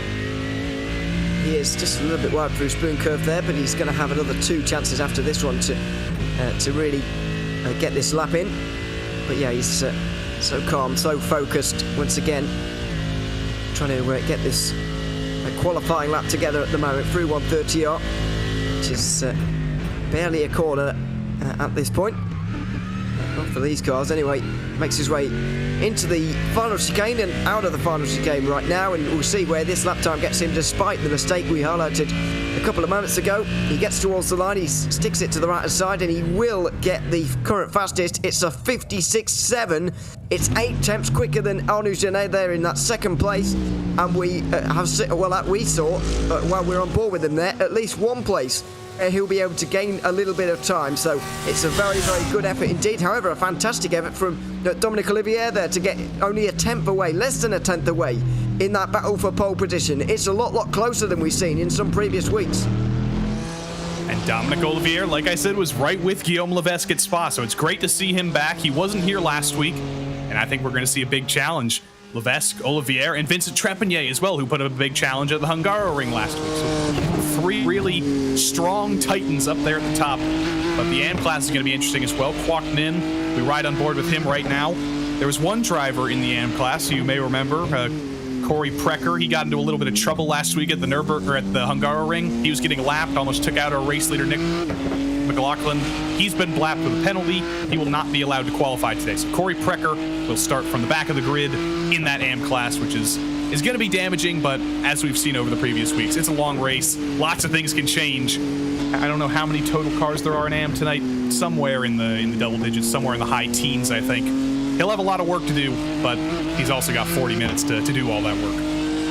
We've just hit 20 in terms of the AMs, by the way, so we do have quite a lot on the grid once again. In what is a fairly large grid once again, well over 30 cars, even at this end of the season, is absolutely fantastic to see. And by the way, while we're in qualifying right now, on board with Kwok Nim, watching him do his thing, can tell you, of course, that the sign-ups for the Precision Racing League Season 4 of 2022 are open right now to absolutely everybody, not just those who are returning drivers from this season, but anybody at the moment can get yourself involved. If you go on the website, directly to the forums and whatever, you can get yourself signed up. It's pretty easy to do at precisionracingleague.com, and yeah, well worth doing as well if you're a fan of racing on whatever night it is here at the Precision Racing League. And of course it will be broadcasted here on RaceSpotTV as well, so that's an added advantage here as well, running the same series as we have done here in Season 3. So Season 4 is set to be another fantastic spectacle as well, as we look at Ozzy Milwain at the moment. Still 3 minutes remaining here in this qualifying session.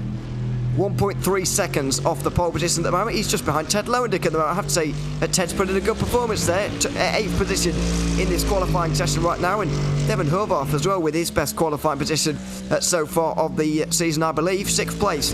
So there's a couple of good performances, and that's the kind of thing that this particular circuit anyway can really bring out. And Ted told me before the race that he thought the Audi was kind of a handful here, but evidently it's a good handful for Ted, like a handful of the raspberry squashies that he ordered on Amazon last week by my recommendation. Nice. Wow. I don't know if I've ever seen them before, but it might be a country thing, to be honest. I don't think it was technically a recommendation. I was talking about the rhubarb and custard squashies, and he said he'd find them because they're only sold in your neck of the woods on that island over there, Ewan. He couldn't find them, but he was able to find raspberry ones, and I think that's the reason he's done such a good job so far in this session. Well, I've never seen... Well, maybe they're powering on, but yeah, I've never seen them before. Maybe I'm not looking hard enough. But yeah, they don't sound like I want to taste them anyway. As Ozzy Milwain makes his way into the final chicane at the moment. Clearly bigger things on his mind right now. Inside the top 10 for now. That was Diego Morales, who just got into 4th place, by the way, bumping everybody down a place. Milwain trying to regain some of those, though, and doesn't need a big improvement to do so. Nick McLaughlin not too far in front of him here, actually, and he will jump McLaughlin into 7th. He'll get ahead of Horvath, and that's a nice lap from Ozzy Milwain in his final attempt of the day, as Miguel Angel Fonseca a little bit further down than he would want to be, as he's fighting for that 3rd place here in the AM Championship. This will be his final lap time as well. Over the line right now, and he loses out. Although Michelin Green is into the top 5. He really is coming into form in the final moments of this season. And And it's another Mercedes. Look at that top 9. It's Mercedes, Mercedes, Mercedes. Do that 3 more times. The entire top 9 is Mercedes. His first non-Mercedes is actually Nick McLaughlin in the Audi in 11th. And now if the Kevin Norris goes P8, the entire top 10 is all Mercedes. But here's Dominic Olivier, and Dominic Olivier improves, but Guillaume Levesque also improved. It's a 0.5 for Levesque, and it also didn't count for Olivier, so either way, he's starting second. It's very, very close indeed between Levesque and Olivier, and you might think that Levesque is just going to have a little bit more of a difficult challenge on his hands here today because of those times. Fast Trepanier not too far behind, either is Diego Morales. Michelin Green as well, still pretty close. So, a lot to look forward to at the front of the field, but pretty much everybody's back in the pit lane now because that's the end of the session here at this stage, and we're going to get ready for what is going to be 40 minutes of racing here at Suzuka for the penultimate time in the Precision Racing League GT3 Sprint Series. It's a familiar pole sitter though. 6th pole in 9 races for Guillaume Levesque. We've seen only 3 other drivers take that pole position off him. Caraballo, Trepanier and Morales, but none of them able to double up here. Levesque the only one to get more than 1 pole this season. Olivier alongside him.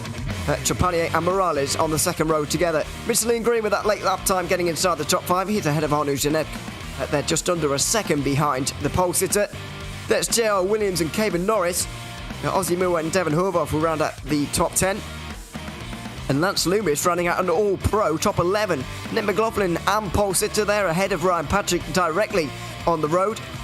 On the left-hand side of the road will be Andrew Hardman. David Bush will be there as well with Mark McDonald alongside him. Then rounding out the top 20, it's Marc-Andre Desjardins and Alexandre Beton in those positions there. Caleb Lehman and Rob Campbell will be on the 11th row, ahead of Quoknin and Christopher Rains.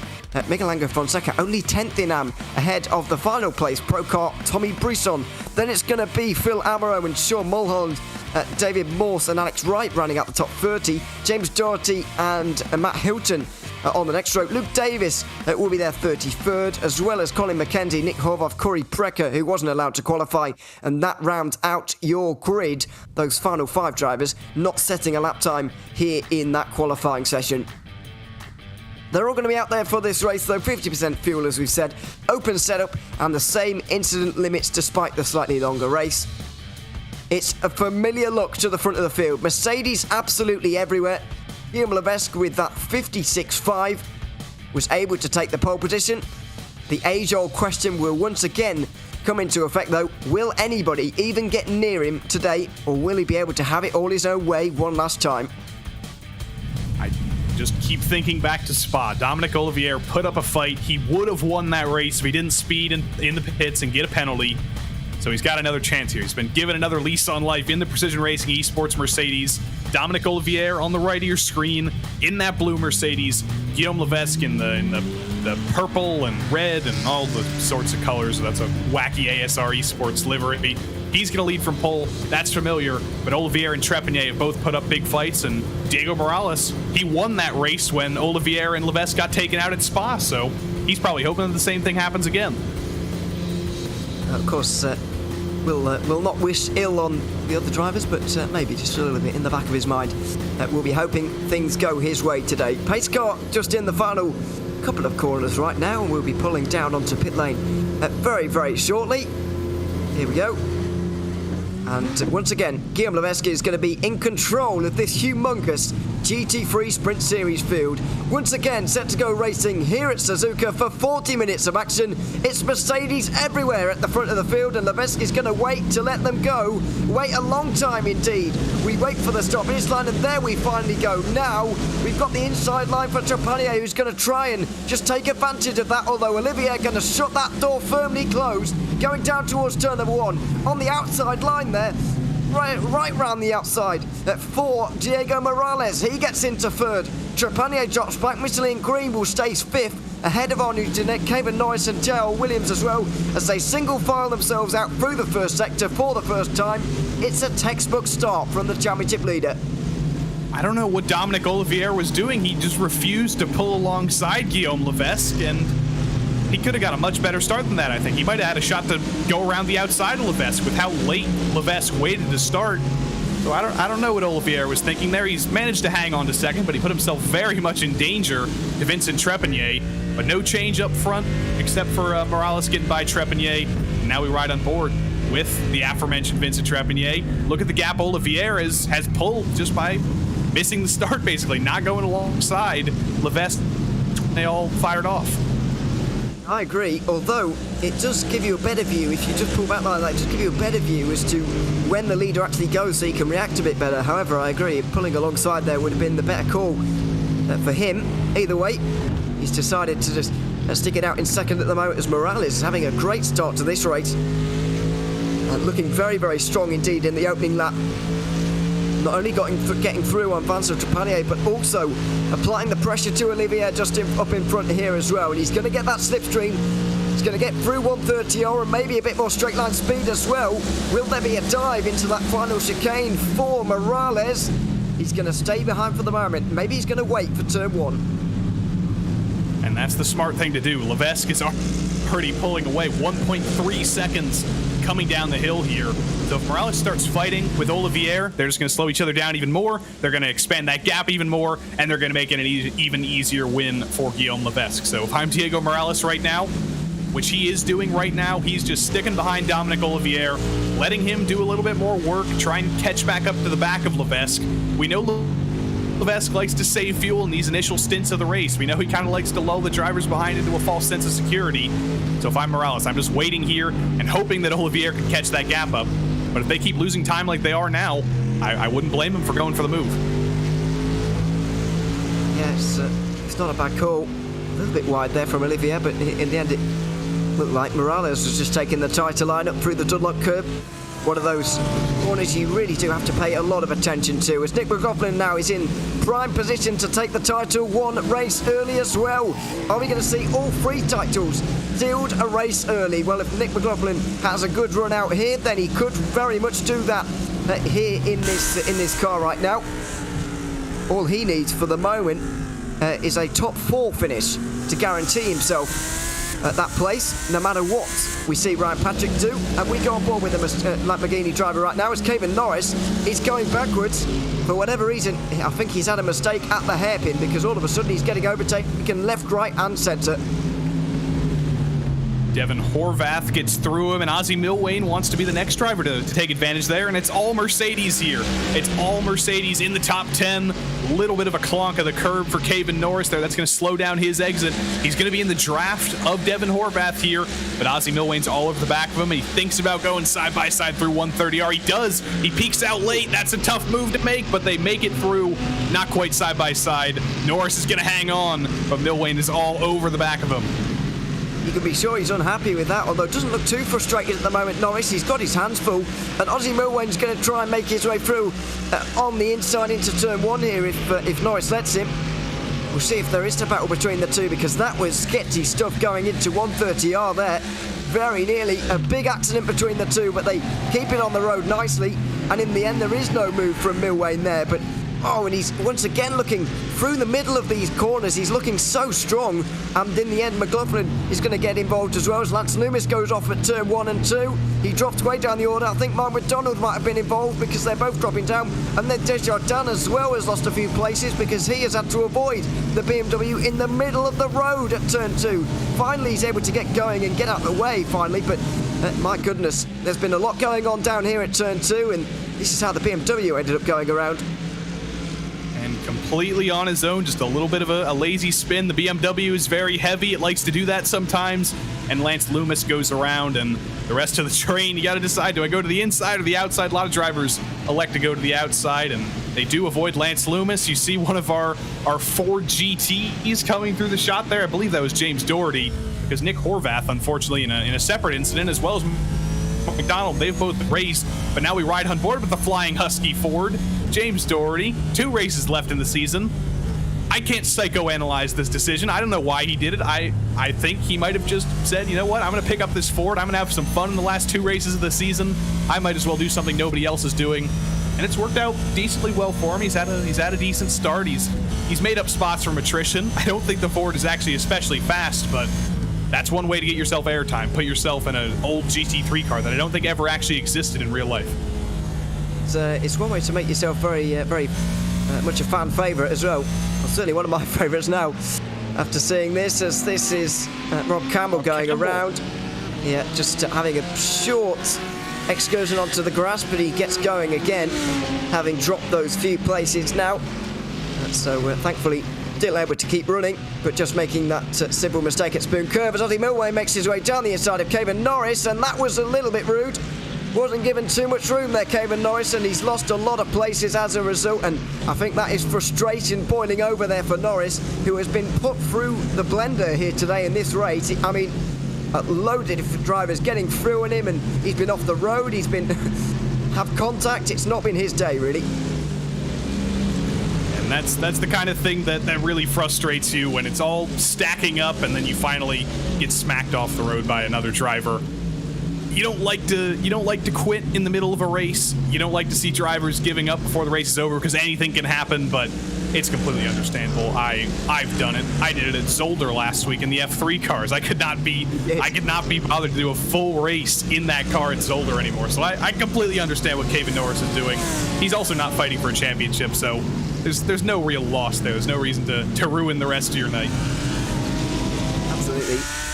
I mean, I don't think many people enjoyed that race at Zolder last week, I've got to be honest. As we go on board with Ted Lowendick, the man with all kinds of backgrounds, and this is what we've got this week. Obviously the Japanese flag, I'm not sure what the rest of it's about, but well, I sort of get the part on the left, but I don't know what that strange looking thing on the right is. As Nick McLaughlin goes for a spin. Spins. Wow, Boone Curve.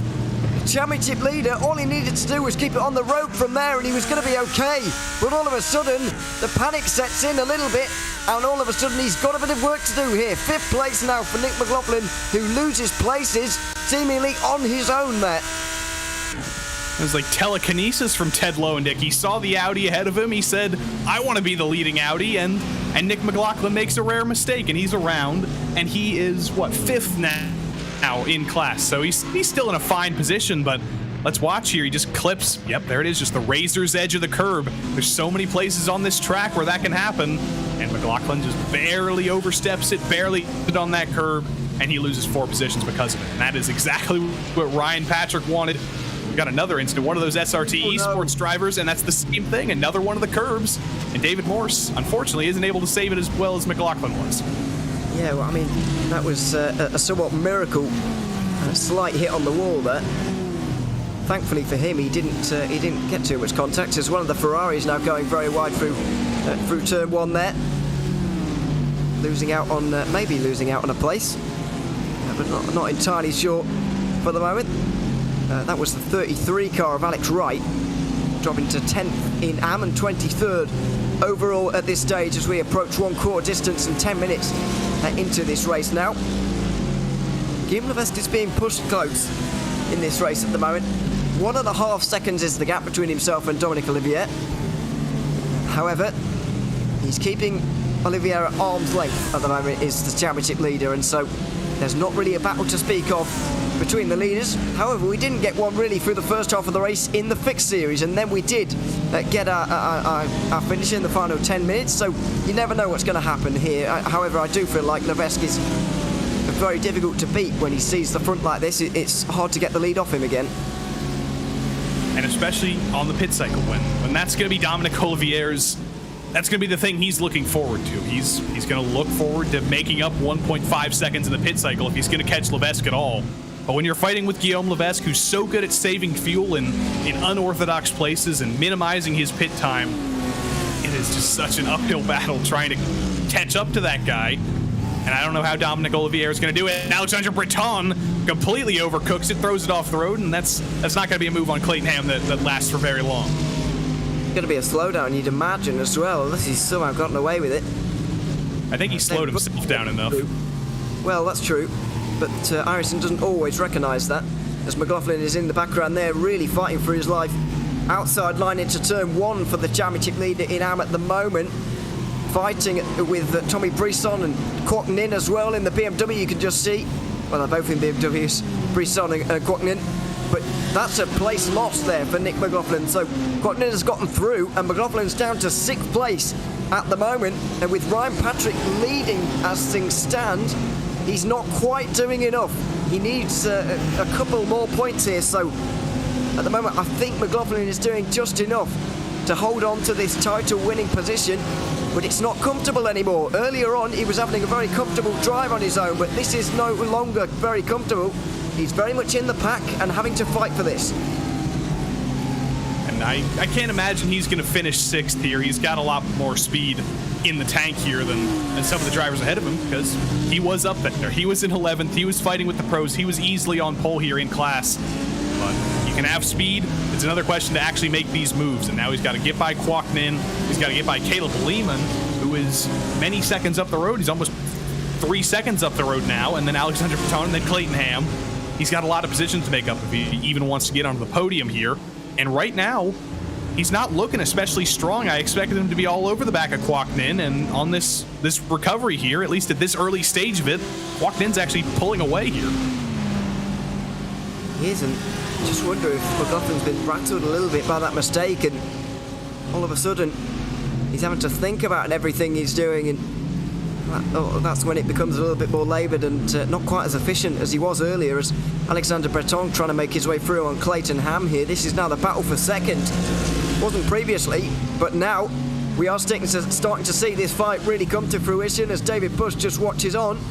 Breton in the slipstream will look for that inside line. Will he get it though? Oh, he's going to have to squeeze, and he will do. He dives late. Oh, and there's contact between the two. It's a great save from Clayton Ham. He drifts his way through turn 1 and 2. Breton had a save of his own to make, and both of them somehow miraculously carry on where they were. That is one for the end of this season highlight reel. Clayton Ham basically gets dumped by Alexander Breton. That's the kind of thing that can happen when you go side by side into turn 1. When you're not clear enough, he gets into the side of Clayton Ham. But Clayton Ham, that's just miraculous that he managed to save that. That's mostly skill, also partially luck. The ABS just kind of worked perfectly for him there. But that was incredible. But I don't think Alexander Breton is feeling too bad about that. He is also already back on the attack, and he's going to take another shot. I don't think he's too scared about the possibilities that could await him if he hits Clayton Ham again. Something defensive there from pro driver David Bush. You can just see in the 20 Lamborghini, and Ferrari just latching onto the back now is Caleb Lehman as well. So this is all of a sudden getting a lot more interesting. But what's going to happen between Ham and Breton after this? When there's contact made like that, it does introduce a certain level of tension and maybe a little bit more spice to this fight, which already was looking quite tasty. Now is just going to go up a level as Nick McLaughlin goes off again. He loses another place in Ham, and he will do one more as well off the road. And now he drops to 10th place. All of a sudden, this is looking like a bit of a disaster here for Nick McLaughlin. Well, it's all falling apart. Oh, you saw the shake of the head there as well. He's very frustrated with himself, and you can see why, really. Now, as in the background, one of the BMWs goes around at 130R, and he's just going to touch the wall as well. The mistake for Rob Campbell, so it's not been a great race for Rob Campbell. It's not been a great race for his inter-squad teammate Nick McLaughlin either. They've both made similar mistakes. I have to imagine Rob Campbell did the same thing at 130R, where he just clipped that curb and went around, and we didn't see what happened to McLaughlin, but it was that spoon curve again, so I have to imagine it was exactly the same mistake he made earlier too. So it's so easy to fall back into those habits if that's the way you've been practicing. If that's the line you've been running, that's an unorthodox move, but McLaughlin is not very patient right now around the outside. That's Sean Mulholland in the YS Audi, and that's an incredible move by Nick McLaughlin. Well, take your chances where you can, I suppose, and it's up to 8th place now for Nick McLaughlin, who's really making progress here. This at the moment would be his worst point scoring finish of the season, and so he would now this would become his drop week from now on. And so at the moment the championship is staying alive. Ryan Patrick is doing enough to keep this alive, but at the moment it's not really in his hands. McLaughlin needs to gain a few more places. I think needs to get up to 4th. Oh, he could actually get away with 5th, but let's wait and see. At the moment, he's nowhere near either of those places, and he can be sure he's going to be rattled by that. But I find it so interesting to get the face cam there as we immediately kind of left that spin with McLaughlin, immediately kind of shaking the head and frustrated with himself, and you can be sure that's not really conducive to running the best laps he's done ever. So he's got to really kind of compose himself again and regather himself for the remainder of this race as this battle for second in AM starts to really get interesting again. Breton's been putting the pressure on here, but Clayton Ham's made no mistakes, which is a sign of a very, very strong and consistent driver. You see David Bush actually brings it down pit lane, so that's going to be the first legitimate pit stop here. He was getting very held up by this Ham-Breton battle. He knows he's not fighting for position here, so he brings it down pit lane. Here's another peak for Breton, not anywhere near close enough, though. Might have given Clayton Ham a little bit of a scare, though. But they stay the way they are, and they're going to continue to fight, and that's great for Caleb Lehman and for Kwok Nin because they're both catching, and this is going to become a 4-car battle for second place in AM. Well, he says great for them. I feel like they're losing time sat behind these two at the moment, and it's just hurting their race because Caleb Lehman latched himself onto the back of these two not so long ago. Kwok Nin was nowhere near, really, and now he very much is quite near. And so we could see that continue, that trend continue on with Tommy Brisson just in behind. Miguel Angel Fonseca's not too far behind either. You can see his Audi in the background there as well. So we very much could see a real bigger train as we get a side-by-side now. There's Kwok Nin on the right-hand side. I believe that is Caleb Leon, is it, on the left-hand side? I'm still not very good at recognising them with it. But the googly eye should be a giveaway. Although, despite that being the highlight of my pay... That's the space shuttle in the background. I thought that was the Millennium Falcon, but he's got the space shuttle in the background. So that's how we'll know it's Caleb Lehman every week. Yeah, well, I'll hopefully remember. It's Breton with a big slide, and once again, for the second time in about 5 minutes, he pulls off a miraculous save. And so we'll stay on going, but Caleb Lehman will gain a place.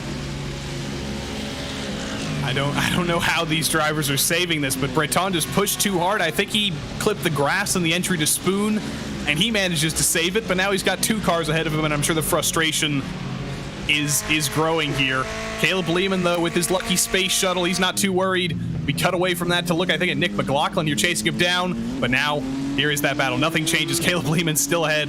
This is crazy stuff. And Alexandre Breton, if he wasn't frustrated behind Clayton Ham before, he's even more frustrated now. But he's got a fast Mercedes. He's faster in a straight line than the Ferrari. This should be an easier move for him than the ones he's tried on Clayton Ham into turn 1, but he's actually not even completely alongside. He's going to try to be on the brakes, and he does get through on Caleb Lehman. And Kwok Nin gets the door open for him. Oh my God. Very nearly stuck his nose down the inside there and nearly sent the Ferrari around, but thankfully it already backed out just in time. But now you can see Nin has got the company of Tommy Brisson just in behind. And by next lap, Miguel Angel Fonseca might well be involved in this fight as well, because this is just costing everybody in this group time. As entertaining as it is, and it really is at this stage, it is just costing them all a lot of time. And so lots of drivers are catching on from behind, and the battle for second in AM now is 4 cars strong, with an added pro car on to the back of it as well. We're about to reach half distance, and this is the kind of group where you might expect to see some early pit stops. We saw a lot of early stops in the fixed series. We've only had 3 scheduled ones so far from David Bush, Corey Precker and Rob Campbell. They were all fairly recent. And so we're very much in the time of the race where the pit stops very much could happen, and if there's any group where pit stops may happen early, then this might be just one of them.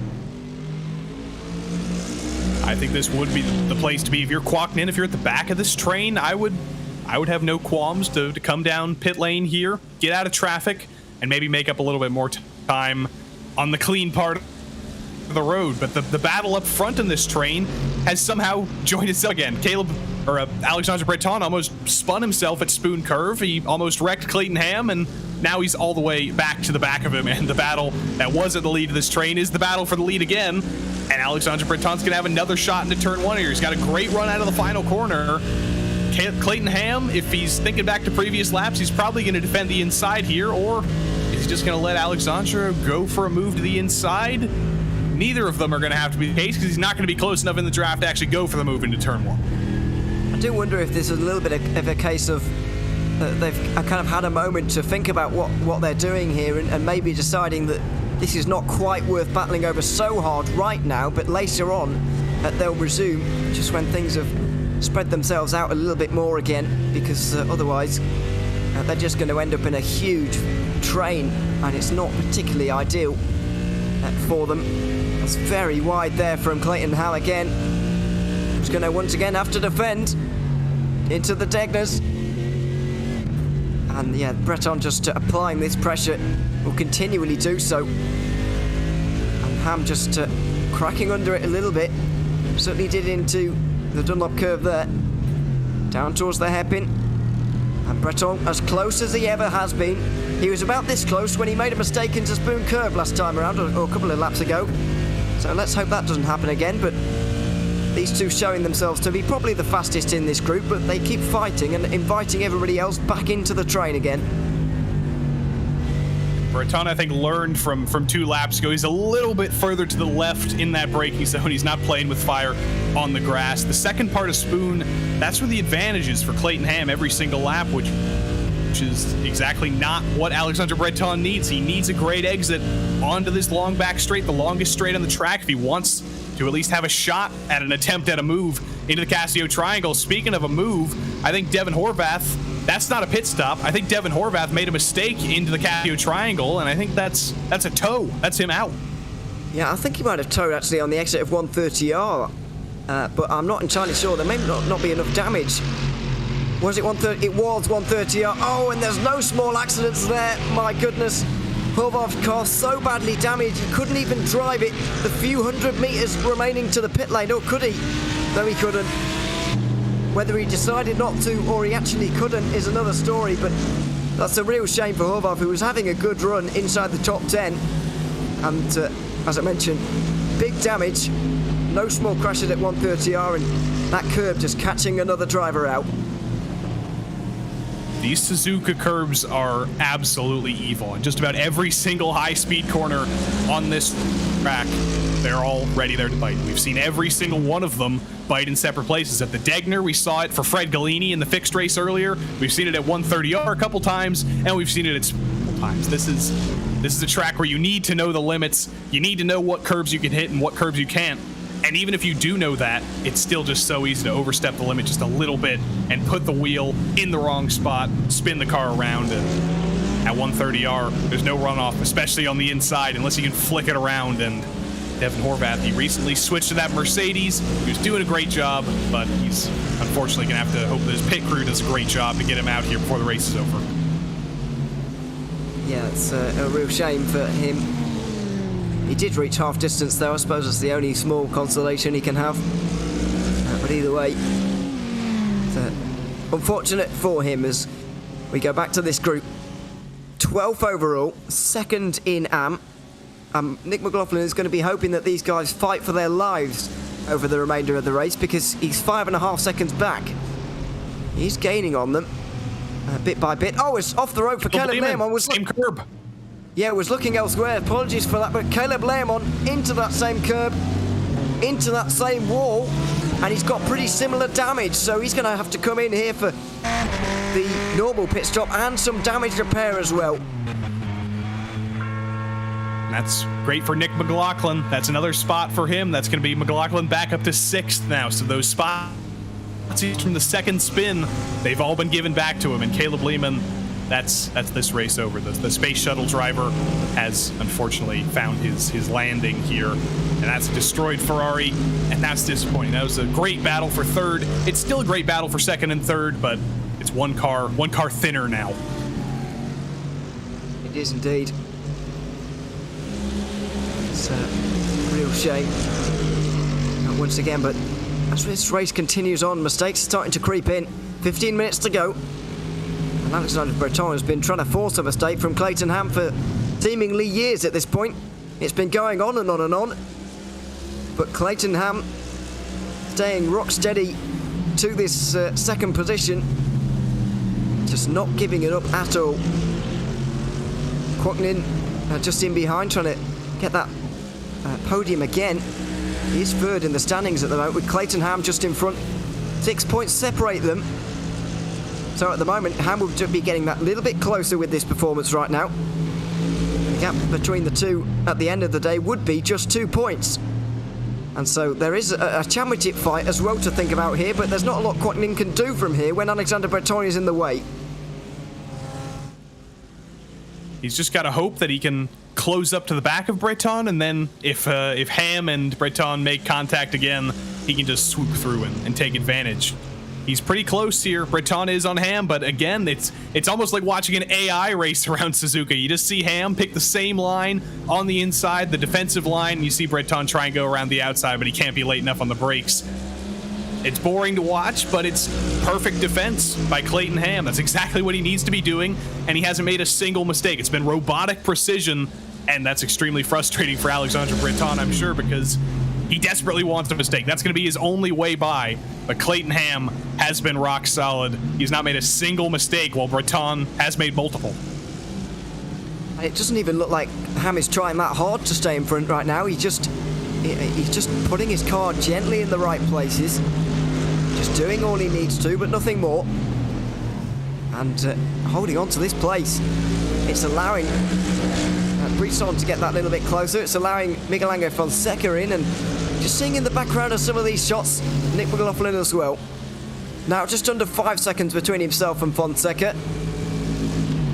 That fight would earn him an extra point, although still not enough to get him back to his previous tally. It's very close between himself and getting that drop round or not. I think at the moment he's not doing enough. 6th place plus the pole position would be 26 points. That's a drop of 12. And so it would go on one race further, I think, but not entirely sure. McLaughlin might be able to still be able to do enough here, as we now see pit stops. We really haven't seen very many so far in this race, but these guys can't go very much further, clearly. Italy and Green, of course, can, because he generally can. He seemingly makes fuel, that man does, but either way, he's out front. Guillaume Levesque is in, so is Dominic Olivier. What's the race off pit road going to be like here? Because there was not very many seconds separating those 4 drivers when they came in. Diego Morales missed his pit box, I think. I saw him just backing up in the background there, so that's disastrous for him. Dominic Olivier equal with Guillaume Levesque there, 10.6. Not equal, actually. Olivier had the advantage, 10.6 for him, 11.5 for Levesque. So Olivier running behind Levesque in about a second gap for all those minutes of this race. He has made up time, and now it's only a 1.3 second gap. We'll see if he actually has any speed to make up the gap to Levesque and maybe even put up a challenge for the win. But everybody else who didn't come down is coming down now. Miguel Angel Fonseca makes a mistake. Nick McLaughlin's coming in. He's got to hope he doesn't make another mistake. He's fine. But this is a crazy pit lane, and it's so difficult, evidently, with all these bumps, with the downhill. It's not an easy to get a pit stop done. Oh, Brisson has jumped 2 cars there. Brisson has made a fantastic stop, and Clayton Ham and Alexander Breton there have been just overtaken. So they have lost out on a place, I guess, in the overall, because we haven't seen Colin McKenzie come in yet. Neither Clocknin or Ryan Patrick. However, these 3 are going to fight it out, and that's a great pit stop from Tommy Brisson. I know it doesn't matter because he's a pro car. However, he has made a great stop there, and he's moved up. Ted Lowendick also having his final lap here with the final lap before coming in. Brian Patrick just behind. Guillaume Levesque's not too far behind as well with Dominic Olivier, but despite having a shorter stop, Olivier really hasn't got much closer in the order to Levesque there. The gap's sort of close, but he's nowhere near close enough to really start putting on any pressure at this stage.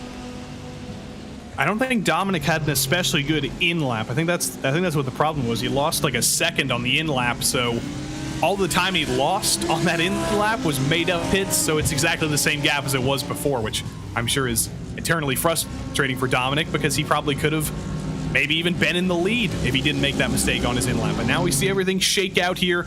This is the legitimate gap. Levesque is going to take the lead, 1.4 seconds over Olivier, and now Levesque doesn't have to save fuel. He's got no intention to bring that gap down. He's got no reason or any possibility of bringing that gap down, really. Dominic Olivier just has to hope that he can find half a second of pace here every lap out of thin air somehow. Very difficult to do, as we see Clayton Ham on the defensive again, and this time really does have to go defensive. Now Breton might be able to strike. I Well, it's not a fantastic... Oh, it's a decent exit, though. It might be enough. Into the slipstream of the 7 car. They've got to watch out for Kwok Nin as well here, who's coming out the pit lane. Has he jumped them both as well? It looks like Kwok Nin might have got them both, and he has done. It's not even close. Wow, Kwok Nin has made a fantastic stop there, and he's gotten into that 2nd place. So now the battle becomes for 3rd. That's such a great stop from the BMW driver, and Breton looks to the inside, into the S's. There's contact. The 2 side by side into the 1st sector. Something you do not see very often, and Clayton Ham has to give up the place.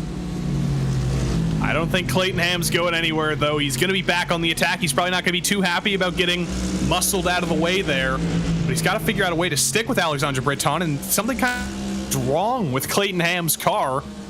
Nah, I think he's recovered, but something looked very, very wrong coming up through the S's there. He was very slow on the exit, but he's back, he's recovered, and now we're going to see him on offense for the first time instead of defense, which is going to be pretty interesting, I think, here, because he's been the defender this whole time. Alexandre Breton has been so quick. Miguel Angel Fonseca under the bridge, though, has lost another spot, so everything's going on in AM, and it's another curb thing, another curb situation, and around goes Miguel.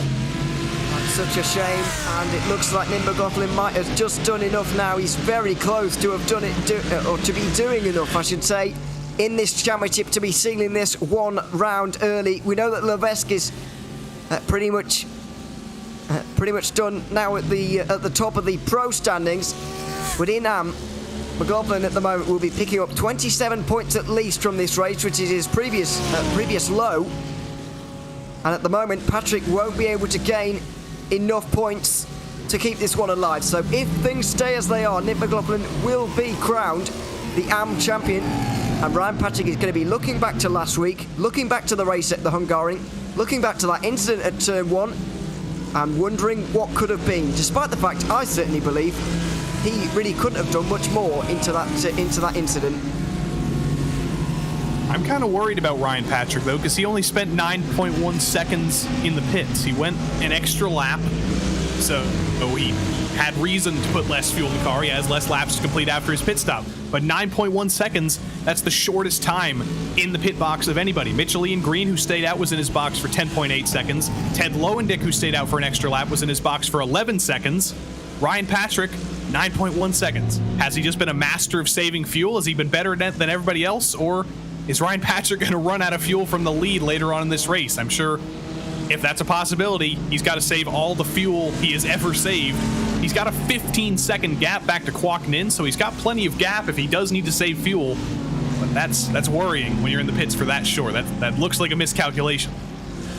Well, if we look at the pit stop times around it, the next shortest is 9.7. Then there's some 10.4s knocking about. So I do think that he's going to be okay. Did see a very short stop from somebody in the fixed series as well that I was wondering about. As Alex Wright just has to avoid one of the spinning Audis there. Who was that? Looked like Matt Hilton. Was it? Oh, Colin McKenzie, excuse me. It was indeed, you're right. Got on the exit curve through Degner 2. You mentioned earlier about getting the off-track around there. Well, if you take it even further, you can end up in the wall, unfortunately, and that's what happened to McKenzie. And that wasn't even a curb. That was just way too much speed through the corner and clips the gravel, and there's some hard Armco on the inside there. So that's disappointing. It was actually a pretty solid recovery from Colin McKenzie. If I remember correctly, I don't think he qualified. He'd driven up into the top 10, but unfortunately he's also driven into a wall, so that's it for him. And just an update on Corey Precker. Speaking of drives to the field, he was disallowed from qualifying because he ran into our leader and impeded a bunch of cars at the Hungaroring last week. Throw that aside, Corey Precker's back to form. He's gone from the back of the field, not allowed to qualify, to running 6th right now, right behind Nick McLaughlin now. It's a great performance from Corey Precker. And once again, pulling his weight in the Yellow Stripe Motorsports camp. Those guys fighting for a team's championship, of course. They're only 14 points behind one of the lunatic teams just coming into this race. That's, by the way, being the team with Nick McLaughlin and Alex Wright, we just saw on our screen. They're trying to gain some points. Corey Precker and Clayton Ham. Hard to do the maths on whether they would at the moment. As Tommy Brisson, I'm afraid, another yellow stripe car going off the road. And that's going to give McLaughlin an overall place. This is what happened to the BMW. It's that outside curb at the Dunlop curve. Oh, dear. It's that outside curb everywhere on the track. It always bites, and I'm sure Tommy Brisson might not even be the last driver to reach one of those in this race. We've got 4 minutes left. We've got 2 or 3 laps left. I'm sure Tommy's not going to be the last victim of one of those curbs tonight. Oh, and there's in the back, I think David Morse just speared off into the wall at the hairpin. Could well have done. Christopher Rhines, rather, his teammate. Rhines. You're right, yeah, the 111. Let's see what happened. Oh, he was going side by side with one of the other BMWs. Oh, dear. Contact. 2 bits of contact on the front right there. You can be sure that's not going to be a car handling particularly well for the final minutes of this race. But yeah, that was just a bit of awkward contact, really. And once we saw, like we saw with Fred Galini earlier, once you find yourself on the gravel like that, there's just no way of stopping at all. No, it's ice out there, and especially when a car turns you, like I think that was Lance Loomis in the 660 at full speed.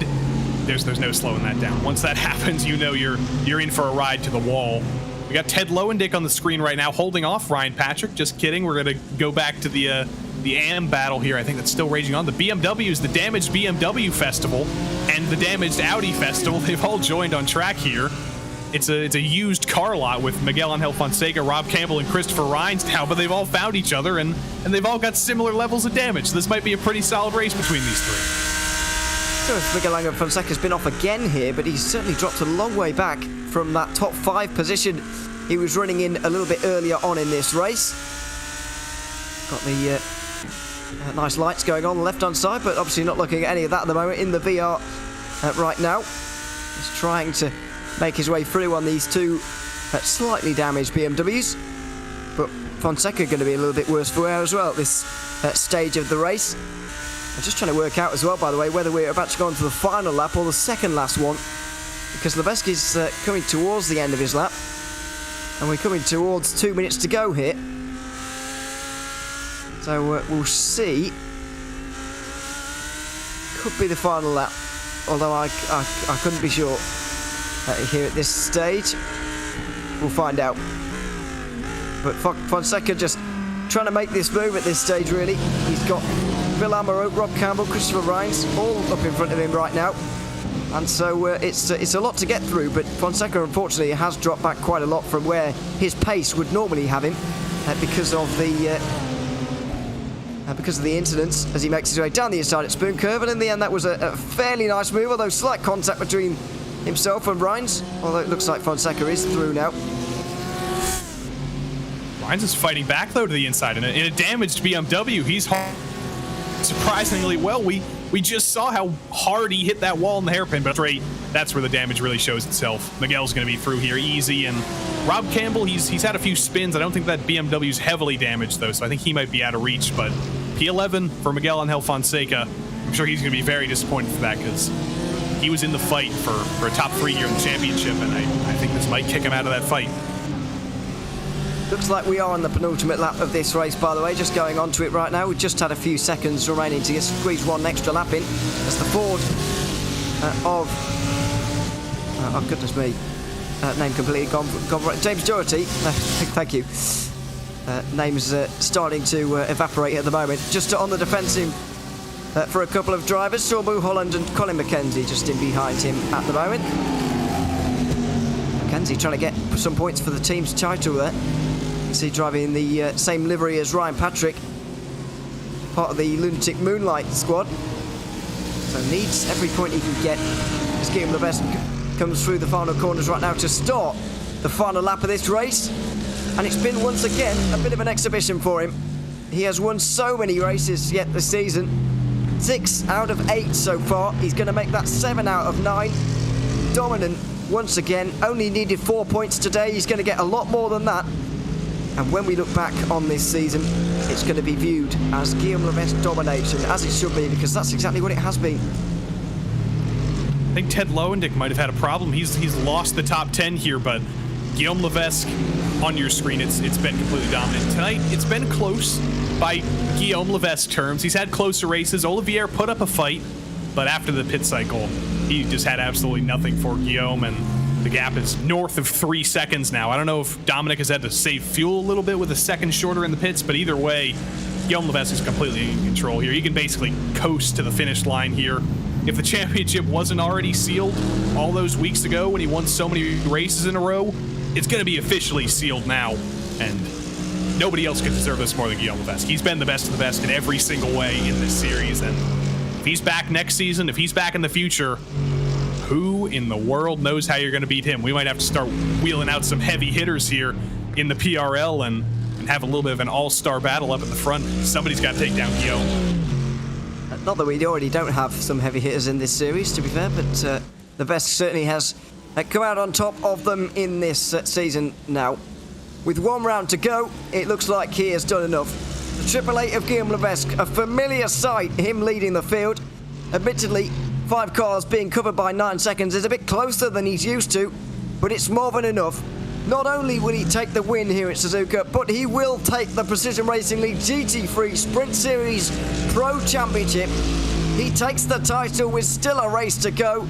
Olivier not able to get close to him. Neither was Trepanier, Waring, Morales, the lot of them not able to touch him here in this season. As in the AM category as well, in about a minute's time, we're going to crown a champion as well. Unfortunately for Ryan Patrick, it won't be him. He's done all he can at this race. However, the damage was done 1 week ago at the Hungary, where at turn 1, he got involved in an incident. It's victory here at Suzuka in AM for Ryan Patrick, but overall, it's going to be Nick McLaughlin who's going to make his way. Oh my goodness me. The feeder series pit lane for the heck of it. Dear me, he went through the alternative pit lane there for fun. Nearly gave me a heart attack. I thought he was going to go steaming into the wall, but he clearly knows that this title is going to be his with 1 race to go as well. It's a lot closer in AM than in Pro. However, it's another result for Nick McLaughlin. He shakes his head, and it's more relief than anything that he crosses the line here in 5th position here today. Not much enjoyment on his face, but pure relief, because that was a stressful day at the office for him. I gotta be honest, I wish no ill will to Nick McLaughlin. I love Nick McLaughlin, but that would have been kind of funny if he crashed there in the feeder series pit lane, going for that showboating move there. But I don't know, maybe he practiced that. Maybe that was a championship celebration there. Go through the feeder series pit lane that we saw the MX-5s at last night. The Ford comes home, the red Ford of James Doherty. It certainly wasn't fast. It's not an ideal car. I don't think it's BOP'd very well. It doesn't even exist. It never existed in real life. But James Doherty finishes in the Ford, and Dominic Olivier's got a penalty after the flag. He's going to finish 10th. Diego Morales is up to 2nd, and Mitchell Ian Green's on the podium again. Must have been down to the incident limit, 13x for a drive-through, but if you get it on the final lap, then obviously you can't save your drive-through, so that's the only solution I can think of to that particular one there, but we'll find out afterwards. Guillaume Levesque wins, though, ahead of Diego Morales in the end, and Mitchell Ian Green back on the podium again. Francis Trepanier just missed out. Anu Genet inside the top 5. Ozzy Milwain came home pretty much alongside him, with J.R. Williams as well. Ryan Patrick, AM winner here today, ahead of Andrew Hartman and Dominic Olivier, who dropped to 10th. 11th position was David Bush. Good climb through the field from him. Quacknin gets to 2nd, ahead of Ted Lowendick. Alexander Breton overhauled Clayton Ham by quite a few seconds in the end. Nick McLaughlin takes home that AM title with that 5th place. Tommy Brisson, 17th overall, ahead of Lance Loomis. Brackett Hilton round out the top 20. Alex Wright just missed out. Miguel Angel Fonseca with those spins, I'm afraid, dropped to 22nd. Christopher Rhines was 23rd. Ahead of Phil Amaro. David Morse was at 25th, ahead of Doherty, Mulholland, Kenzie and McKenzie and Campbell, the final drivers on the lead lap. And unfortunately out of the race was Caleb Lehman, Mark McDonald, Devon Horvath, Kevin Norris, Marc-Andre Desjardins, Nick Horvath and Luke Davis, all out of the race. Well, that's just about gonna do it for us here in the GT3 Sprint Series, but let's talk to a couple of these drivers before we sign off for the evening, starting with Guillaume Levesque, of course, who takes the win once again. Guillaume, good to have you here after this race at Suzuka. Another victory for you. Just talk us through a little bit what that was like with the kind of, I don't want to call it a battle because it wasn't quite, but there was a small gap between you and second place throughout much of that race. Just how was it? Yeah, it was a relative battle. You know what I mean? When you have the car behind you, you just see it all the race. And I knew my set was a bit harsh on tires, so mid-race I needed to kind of nurse them, and then to be able to push at the end of the races after the pits and just before the pits. So I kind of had a lack of pace mid-race, so Dominic came back at me. I knew my pace was really good on the beginning of the races. Throughout the races I did this week, it was always the case. So yeah, I was just tire managing a bit, and then the pits, and then trying to get away with the win and try to clinch the champ that I did, I think. So yeah, it was a really good race, and it was not a fight, but not a directly fight, but a good fight into the lap time wise. Absolutely. I can confirm as well, by the way, that you have crowned and sealed the title with this race performance here today. So you must be very pleased. Nobody likes driving in championship finales. We like watching them, of course. But just talk us through kind of your feeling after kind of sealing that one around early. You must be very pleased. Yeah, I'm very happy with that. So it will just be fun time on the next week, and try to win it again, and try to do a really good season for this one. It's I'm really happy about the results that I'm putting every week. So the caliber of the series is really good. So yeah, it's a really good thing for me. Absolutely. It's been fantastic watching you all season, and we look forward to seeing you one last time at the Nürburgring next week. Guillaume, congratulations on P1 today, and we'll see you again next week. Thank you, guys. Thanks. Thanks very much. Guillaume Levesque, first place here today at Suzuka in Pro. And in AM, we of course had a different driver on top. It was Ryan Patrick who came out on top, and Joey is standing by now with him. Well, Ryan Patrick, it seemed like in a race where it was kind of chaos all the way through in the AM class, you made no mistakes, you were completely clean, and you got a win for it. How did you feel tonight? It feels pretty good, buddy. Thank you, Joey. So this is win number 4 this season, I think. By our calculations, I'm not sure if the championship is still in the air coming into the final race, but how are you going to approach that final race? And are you going to try and tie Nick, go 5 for 5, with both of you on 5 wins this season? That would be a small victory for this season, for sure. Yeah, Nick's been super consistent all year, and he deserves the championship, but the best I can do is just show up and do my best. That's what I tried to do tonight, but he did a good job salvaging his race tonight. I don't want to get too ahead of myself, but next season is coming up in a couple weeks, or I guess in a month or so. I don't know how that works out, but are we going to see you back for another GT3 AM championship fight? I would love to. Unfortunately, I've made prior commitments for next season, but this one's been a lot of fun. It's been a lot of fun battling with Nick and working with the Lunatic guys. So a lot of good memories to take forward, and maybe see me back again for season 1. All right, well, congrats on the win tonight. Congrats on the run this season, and we'll see you for one more week next week, and we hope we see you back in the future, because you've given us a lot of entertainment this season.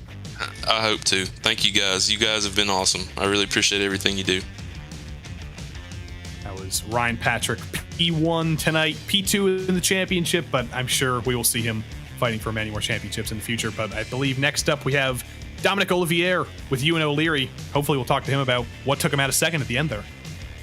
Absolutely. Dominic, welcome to the broadcast booth as well. It's a shame to see you drop down in the order there as the race results came up. Just explain to us what happened towards the end of that race there. Silly mistake. Did not realize, got too many X's and had the black flag in the vision where I had my caps, and did not realize until very late. and decided to try and serve it on the last lap, but I guess that wasn't allowed for iRacing, so ended up giving me a time penalty instead. It was very unfortunate indeed, but up until that point you were having a great race. What was the fight like with Guillaume Levesque and just trying to chase him down really for that race?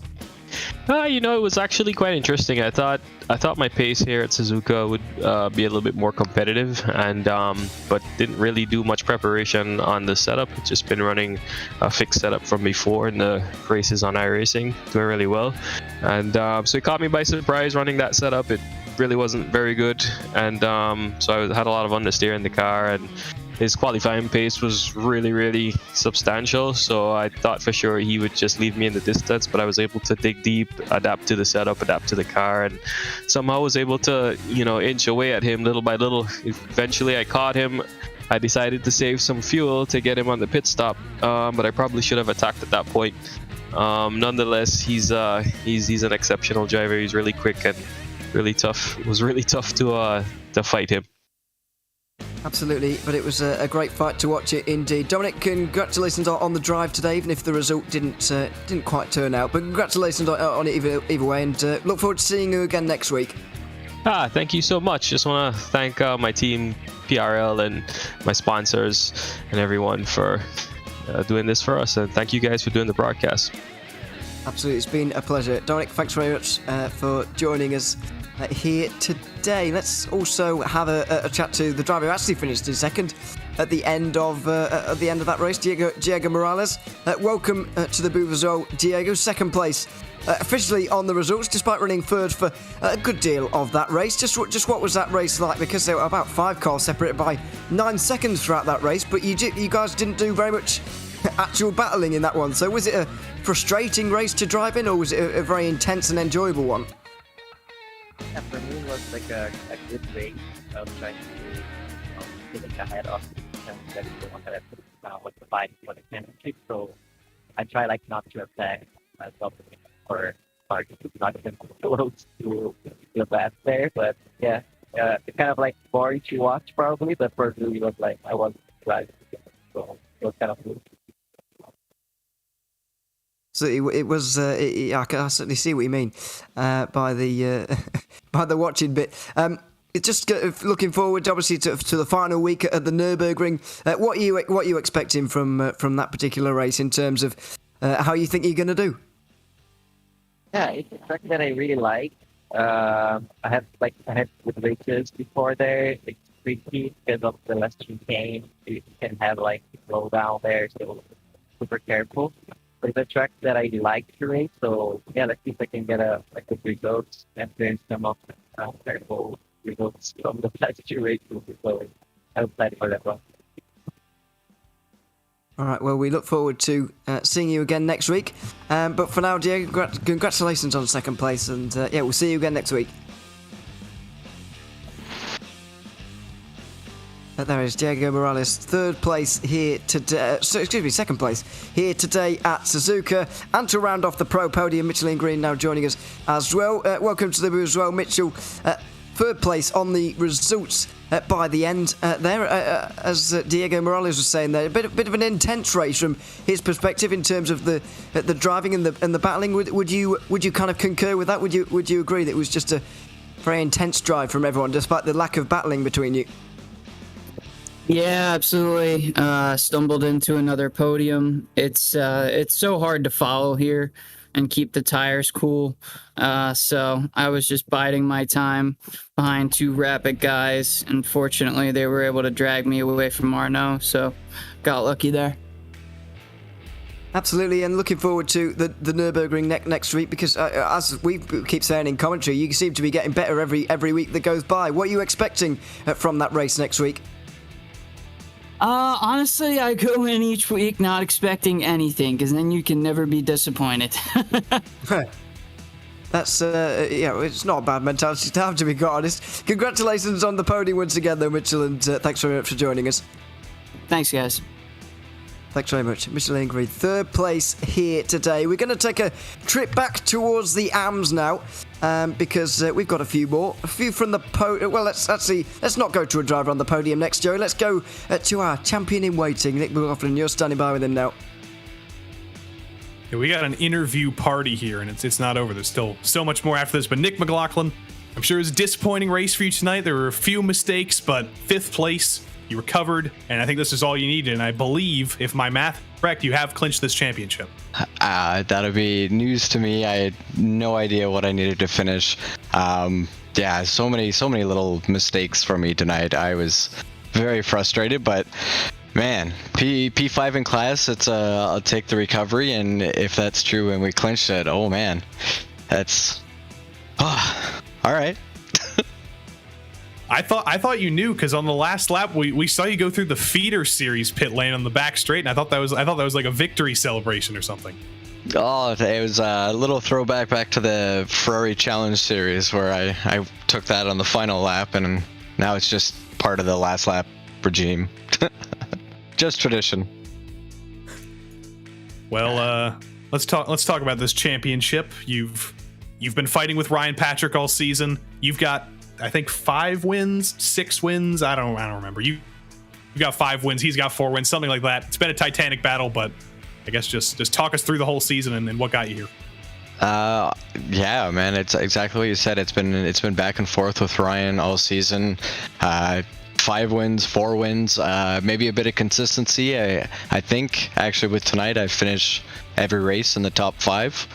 Ryan really got unlucky last week getting spun around in turn 1, and I think really that's what solidified the whole championship. It's without that it's still anyone's race.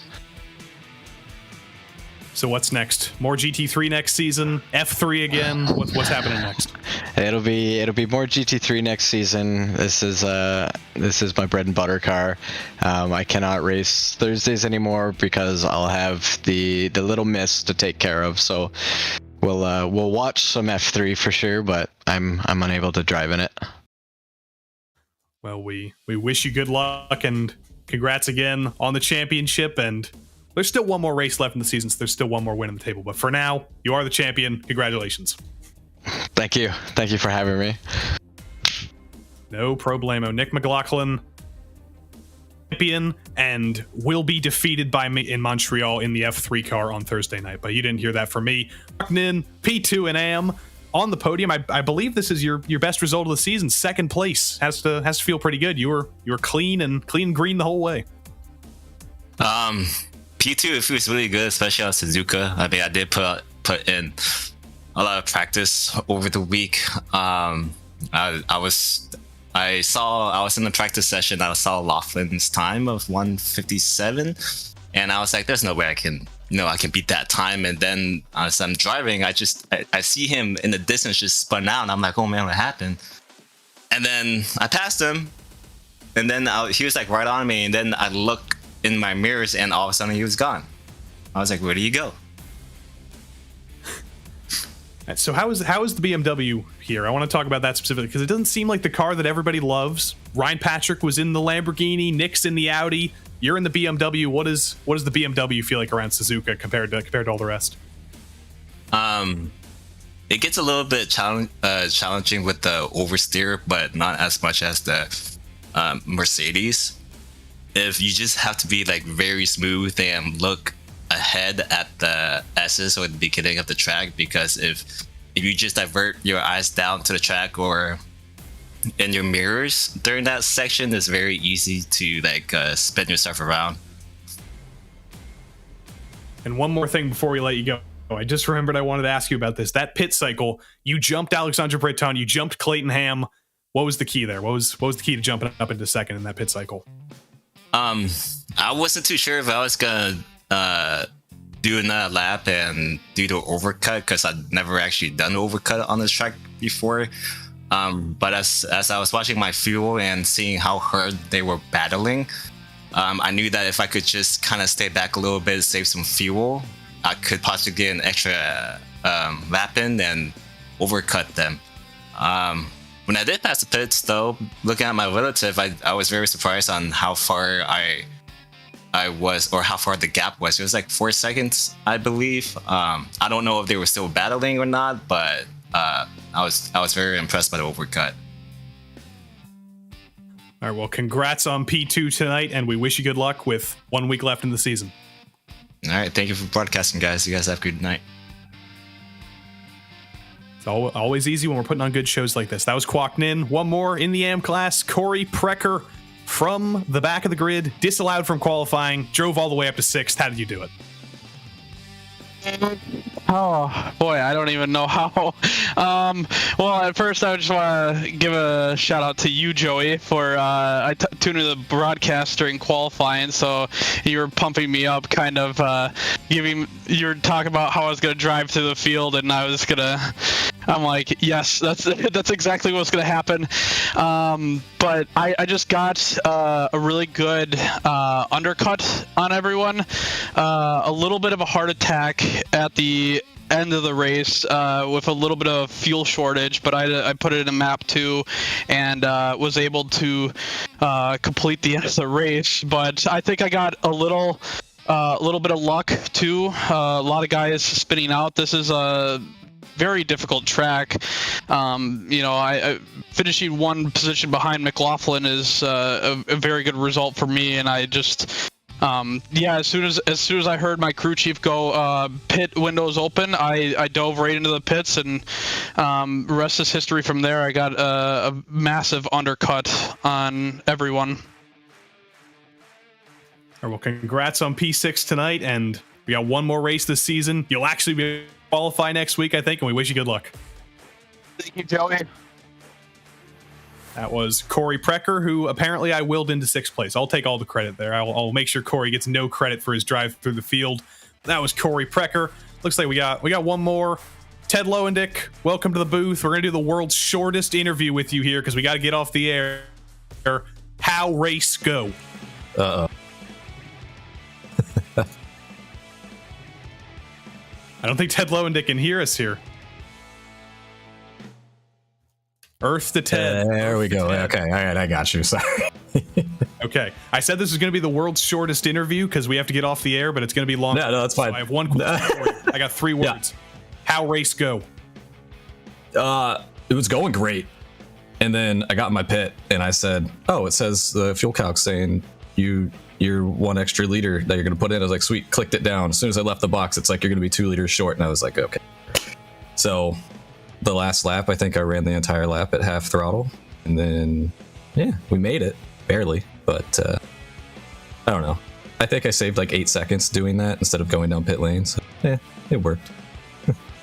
I really wanted the world's shortest answer from you there. I wanted you to say good. Oh, okay. Well, let's run it back. No. All right, let's pretend that didn't happen. We'll do it next week. If you finish, where did you finish tonight? You finished what? 11th. If you finish 11th place in the Nürburgring next week, we'll do this again. Perfect. Yeah. And we might just have an interview with you during the race too. We'll see if that happens.